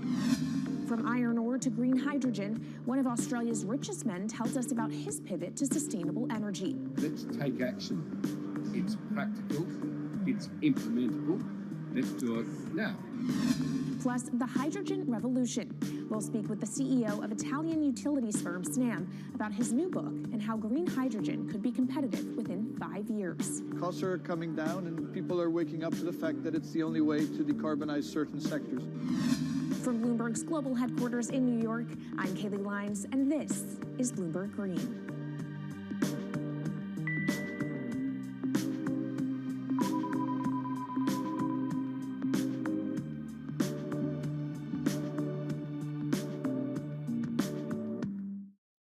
It's a new year, so here at Bloomberg Green, we're highlighting new solutions in the fight against climate change. And one of those is as old as the universe itself, hydrogen. It's the simplest element around, but could well be a game changer when it comes to turning around our dependence on fossil fuels. Today, hydrogen is used in the chemicals industry to produce petroleum products. It's also starting to be used in steel production, an industry under a lot of pressure to decarbonize. But it has far more uses as well, from powering cars to heating our homes. And Bloomberg New Energy Finance sees a seismic shift in the sector in the next 10 years as green hydrogen squeezes out dirtier alternatives. So-called gray hydrogen dominates today. But as renewable electricity gets cheaper and more accessible, so will green hydrogen. In this week's edition of Bloomberg Green, we'll explore what this push into hydrogen means for tackling climate change. We'll hear from Australian billionaire Twiggy Forrest about his pivot from iron ore to hydrogen, and we'll also speak with the CEO of Italian utility company Snam about his book, The Hydrogen Revolution. But first, what are we using hydrogen for? And why does it actually matter? Christine Lee Edwards explains. Hydrogen, the most plentiful element in the universe. On Earth, we find it mostly bonded to oxygen in the form of water, or in other gases known as hydrocarbons. Hydrogen gas, H2, burns hot and clean, making it an attractive tool in the race to net zero. But isolating hydrogen from other elements is no easy task. Today, the cheapest way to do this is via chemical processes that break up natural gas. This releases a lot of carbon dioxide.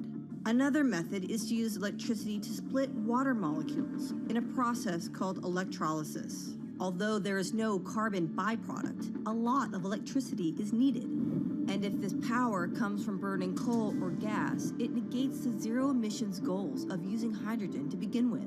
Hydrogen produced in this way, powered by fossil fuels, is called gray hydrogen. If carbon capture and storage is used together with fossil fuels, then it becomes blue hydrogen.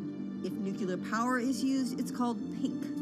And finally, green hydrogen is when it's produced via electrolysis and powered from renewable sources. This method is considered emissions-free. It's predicted that by the early 2030s, H2 made from renewables will be cheaper than that made from fossil fuels. But that hinges on the cost of electrolysis declining, which will be achieved through larger projects and an expansion of manufacturing. To be clear, vast amounts of H2 are already used today. Global production in 2018 totaled 117 million metric tons. This hydrogen is mostly used for its chemical properties, not as a source of energy, and very little of it is clean. Some sectors like steel could start using hydrogen for these chemical properties, replacing coal. Industries like cement and glass may also use hydrogen as a source of heat. Another advantage is its energy storage potential. It can be stored over long periods of time and used when more power needs to be added to the grid. It also could hold an advantage over batteries in heavy transport and shipping. The promise of hydrogen for energy has been around since at least 1874, when Jules Verne wrote about it in his book, The Mysterious Island. But the future of hydrogen will depend on policy.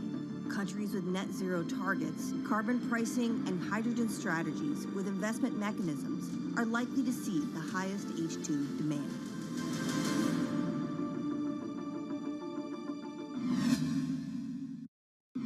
That was Bloomberg's Christine Lee Edwards explaining what hydrogen means for the energy transition.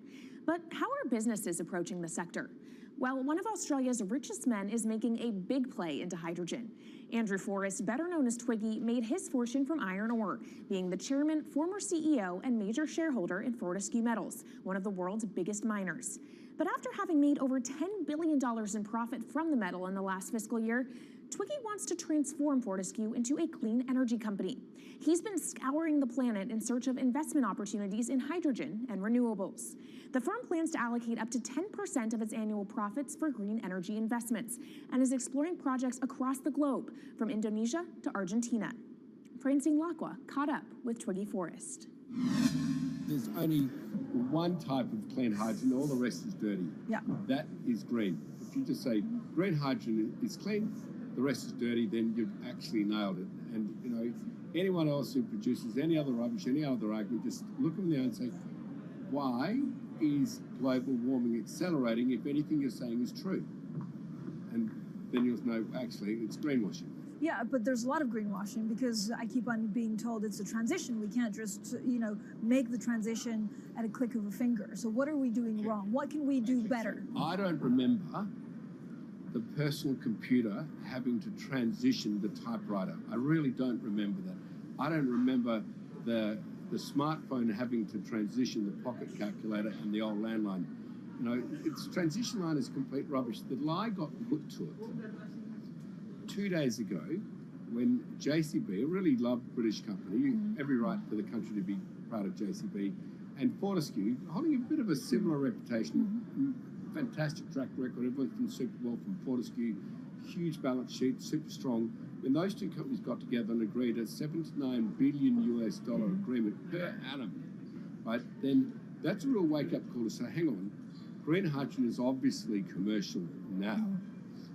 You know, every other form of fossil fuel hydrogen, you know, it can compete with it on price, it can probably lose on price, but what we know, it is cooking the planet.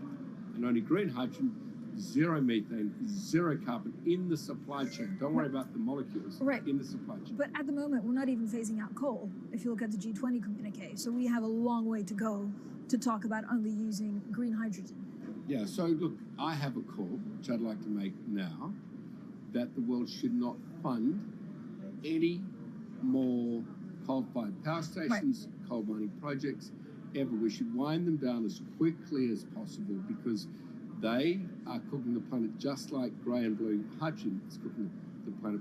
Yeah. You know, hydrogen, which is not made from renewable electricity, is releasing 10 to 16 times more carbon, let alone the methane, which is worse, than it is hydrogen. So we've just got to stop doing things which are self-harming under the guise of greenwashing. So why are leaders so slow? Even if you look at the appetite for ESG investments, they're growing exponentially, so are emissions. So where are we allocating capital? Okay, so take the recent G20.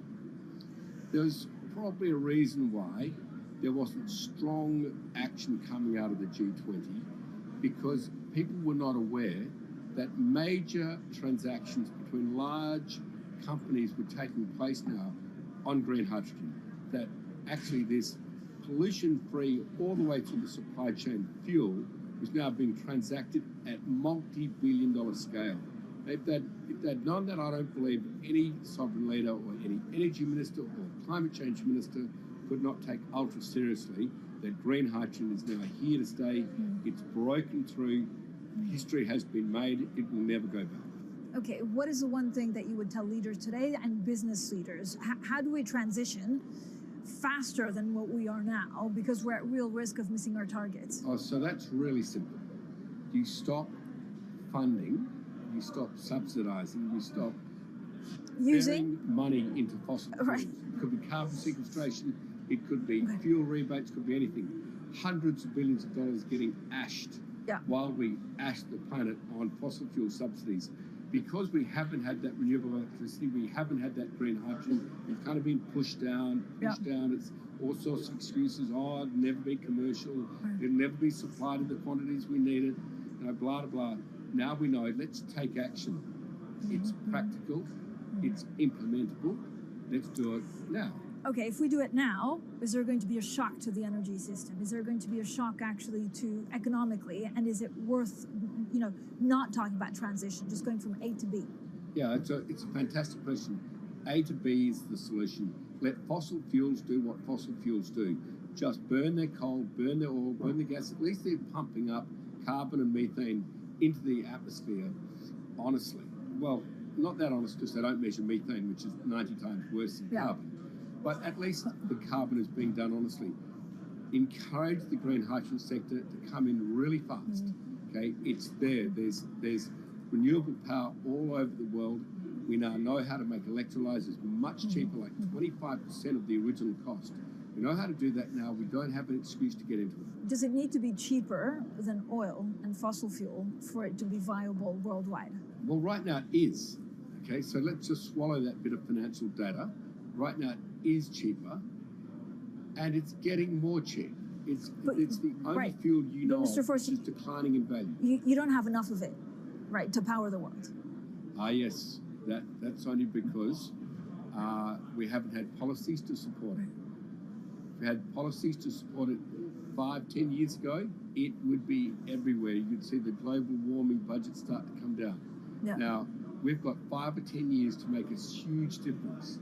I need policy leaders all over the world to appreciate now, okay, big business is transacting with green hydrogen in multi-billion-dollar agreements. We now know it's here and it's here to stay. Let's spread it everywhere. Coming up on the program, the hydrogen revolution. We'll speak with the CEO of Italian utility firm Snam about his new book and why he thinks green hydrogen will be competitive in just 5 years. Plus, how are airlines working to become more sustainable? We'll look at how Airbus plans to step up in the climate fight. This is Bloomberg Green.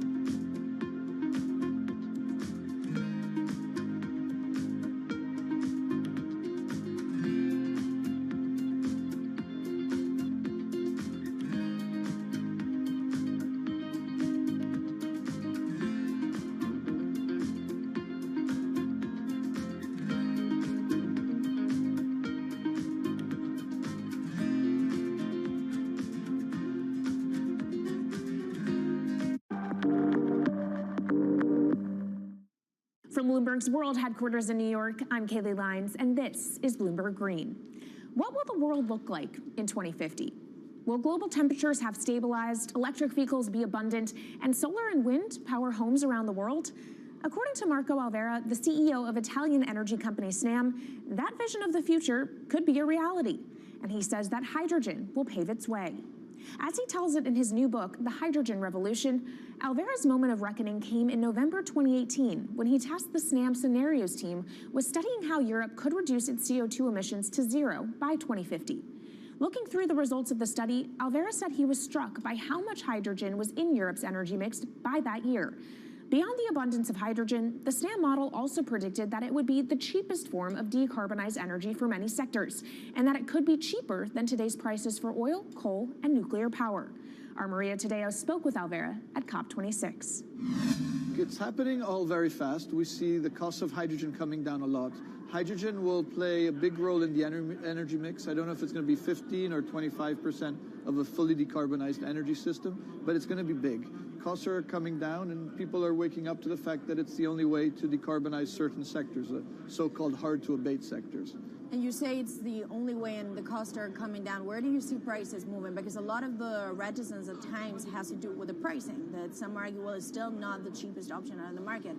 So when I was first working in hydrogen in 2004, it was costing $1,000 per megawatt hour. 2010, $600. Today, $100, and we see it going down to $50 in 5 years' time, and to going down to $25 per megawatt hour in the next 10 years or so, which is a quarter of where it is today. That's really because renewable energy, and we're talking green hydrogen here, renewable energy costs are falling, but the cost of making the electrolyzer, which is the kit that you use to convert solar or wind energy and water into hydrogen, the cost of this kit is falling a lot because it doesn't really exist on an industrial scale. So as we build up capacity, we industrialize it, we standardize it, and we squeeze costs out. That's really the cost trajectory. And for that, of course, you need demand, however, for governments and also institutions to kind of buy into this idea that it is the future and we want to invest and create infrastructure. What are they telling you? When you speak to governments, when you speak to officials, are they keen on this? They're very keen. So the Department of Energy shares our view in the States of getting to below $1 a kilo, which is $25 a megawatt hour.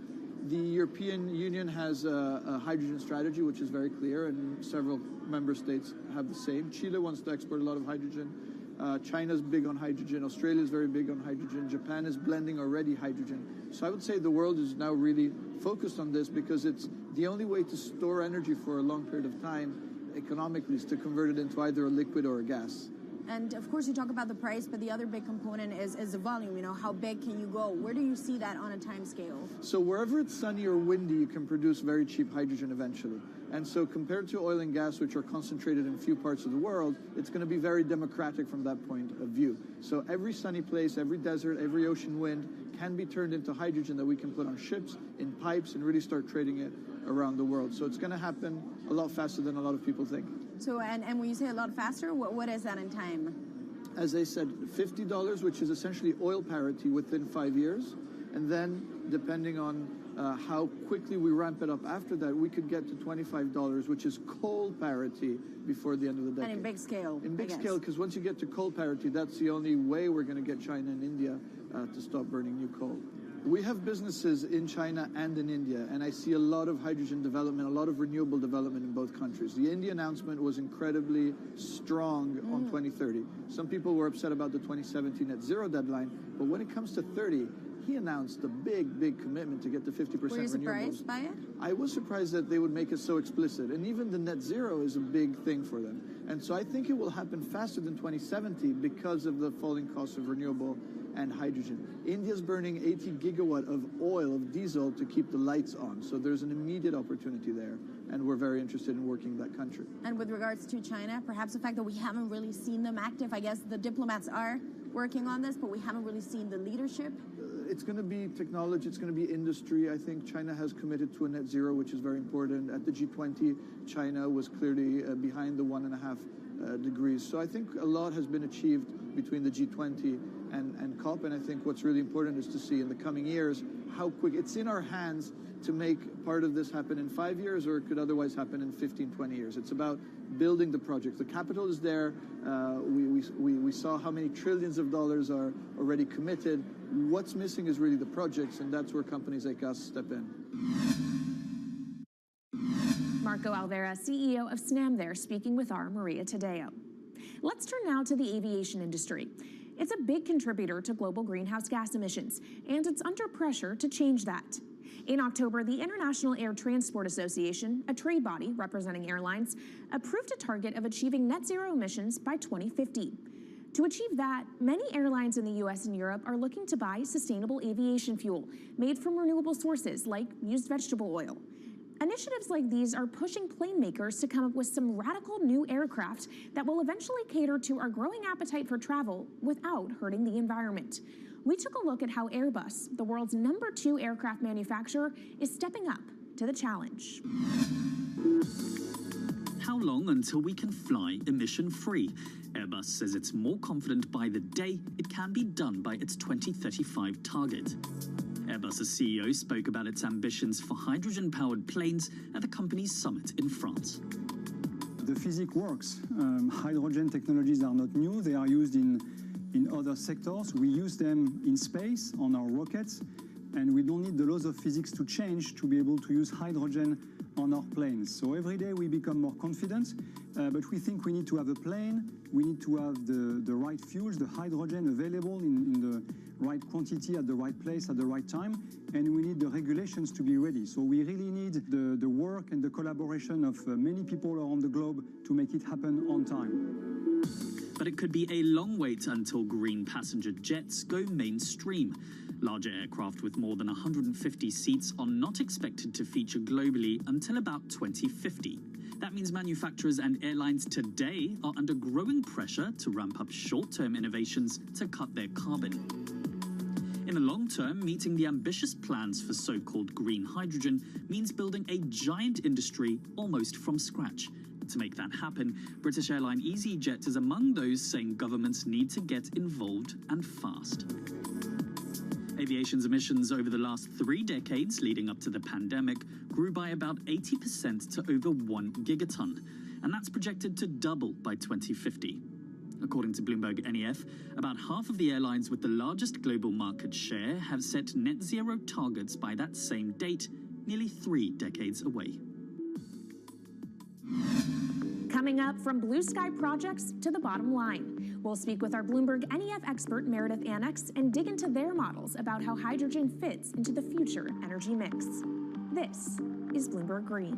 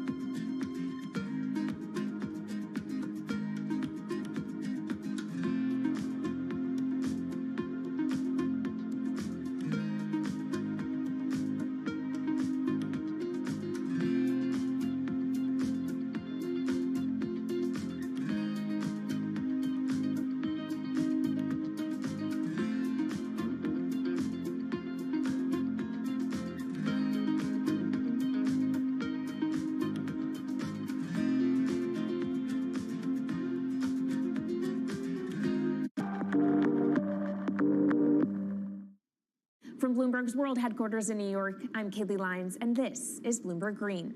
Now let's bring in Meredith Annex, our Bloomberg NEF hydrogen specialist, to talk more about how hydrogen could change the energy landscape. So Meredith, what place do you think hydrogen is likely to have in the future energy mix globally? Hydrogen's this incredible solution for us as we look to decarbonize because it's a perfect solution in areas that are hard to electrify. So where we like to think about hydrogen playing a role, it's in things like heavy industry, especially where you need a feedstock as well as energy source, and in things like dispatchable power, long-haul transport, maybe even shipping and aviation. That sounds great that it can be used for such diverse industries. At the end of the day, though, how much is this going to cost? Well, that's the amazing thing about hydrogen, because depending on how you make it, it can actually see significant cost declines in the future. So when we're talking about clean hydrogen, we usually mean green hydrogen produced from renewable electricity. And in that case, your hydrogen is almost as cheap as the renewables that are used to make it.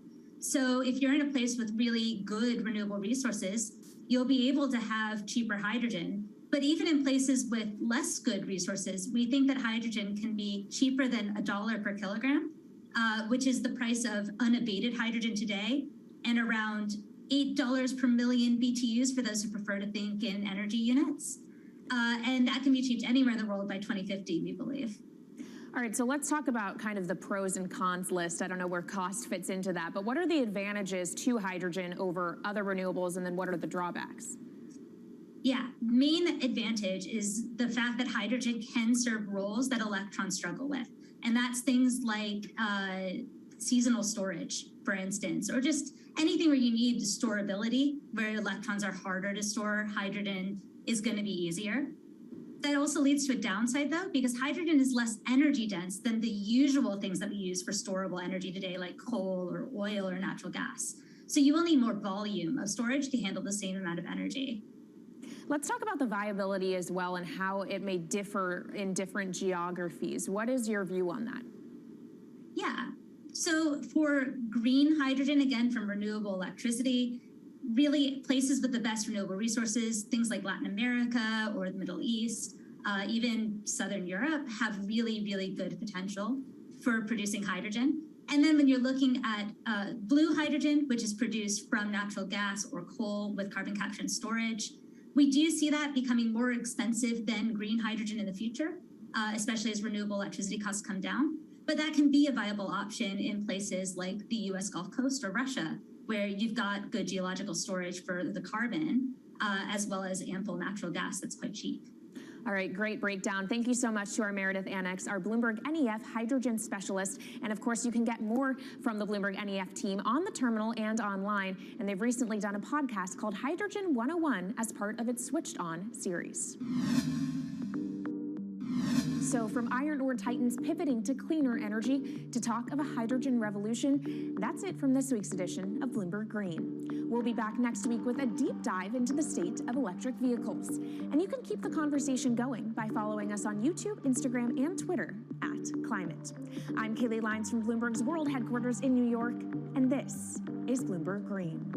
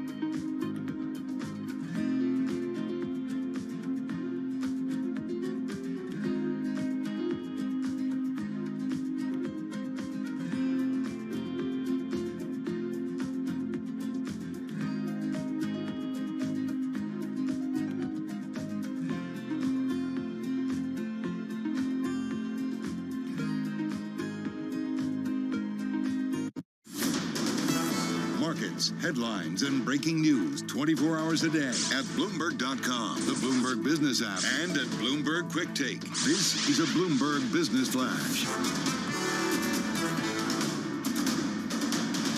From Bloomberg World Headquarters, I'm Charlie Pellet. Jobs Friday. We are at the lows of the day right now for the Dow, the S&P, and NASDAQ. S&P down 99 points, drop right now of 2.65%. The Dow Jones Industrial Average down 604, lower now by 2%. NASDAQ down 407, a decline there of 3.7%. 10-year yield, 3.87%. We've got the 2-year yielding 4.29%. Wall Street got a reality check today, data showing a hot labor market that will likely keep the Federal Reserve on its aggressive hiking trail. As for the market outlook and today's jobs report, Anastasia Amoroso is Chief Investment Strategist at iCapital. As rates rise across the board, there's going to be more slowness and potential for a recession. So the markets will have to price that in, and that means the EPS downgrades are likely still to come. So even if we get some sort of a pop because of a so-called Fed pivot, the reality is the relative value of equities is quite challenged when rates are close to 4%. And again, we do have that 10-year yielding 3.87%. The S&P worth repeating down now by 2.65%. Spot gold down 0.7%, 1,700 even the ounce, while West Texas Intermediate crude oil up 4.4%, 92.35 a barrel. Sources tell Bloomberg CVS Health is in exclusive talks to buy Cano Health, the healthcare provider backed by billionaire Barry Sternlicht. Shares of CVS today, they are trading a little changed right now on word of that deal. We've also got sources telling Bloomberg that Brookdale Senior Living, one of the biggest operators of senior living communities in the U.S., is exploring options, including a potential sale. Again, recapping, the Dow, the S&P, and NASDAQ on this Jobs Friday, all declining. The S&P 500 index right now down by 2.6%. I'm Charlie Pellet, and that is a Bloomberg Business Flash. This is Bloomberg Business Week. Insight from the reporters and editors who bring you America's most trusted business magazine. Plus, global business, finance, and tech news as it happens. Bloomberg Business Week with Carol Masser and Bloomberg Quick Takes Tim Stenovic on Bloomberg Radio. All right, everybody, it is Jobs Friday, October 7th, 2022. We're live in the Bloomberg Interactive Broker Studio. We are streaming on YouTube. And, yep, Jobs Friday, but the risk-off trade, it is back on again, Tim. Yeah, we heard the numbers from Charlie just now. It follows a U.S. labor report that showed the jobs market remains strong, which, as you know, reinforces that hawkish Fed strategy. We're going to be checking in with Kriti Gupta and Michael McKee in just a minute. I'm so excited about the roundtable on this Friday. Also ahead, Disney's ESPN making a bigger bet on gambling. We're going to talk odds and the hand that Disney may be playing. Plus, CVS said to be in exclusive talks to buy Cano Health. CVS shares tanking on the news. And if the market doesn't freak you out, hackers targeting home buyers, that might freak you out. That story in the magazine. We also got the founder of the blockchain ecosystem, Topple, stopping by, so looking forward to that. And the next episode of Crypto IRL. It premiered last night, and you can catch it again tonight at 8:30 on Bloomberg Television. All right, lots to get to. Let's get to it, though, with the Market Drivers Report. All right, as we mentioned, Kriti Gupta is with us, Acorn Markets correspondent at Bloomberg, along with Michael McKee, international economics and policy correspondent at Bloomberg News. I know, Mike, I got to start with Mike because I begged him, please. She said, I got to start with, and then she looked at Kriti. Because it's like the markets are selling off. Which one is going to be mad at me? And I actually I was like, Mike, please stick around. Who has been in since 4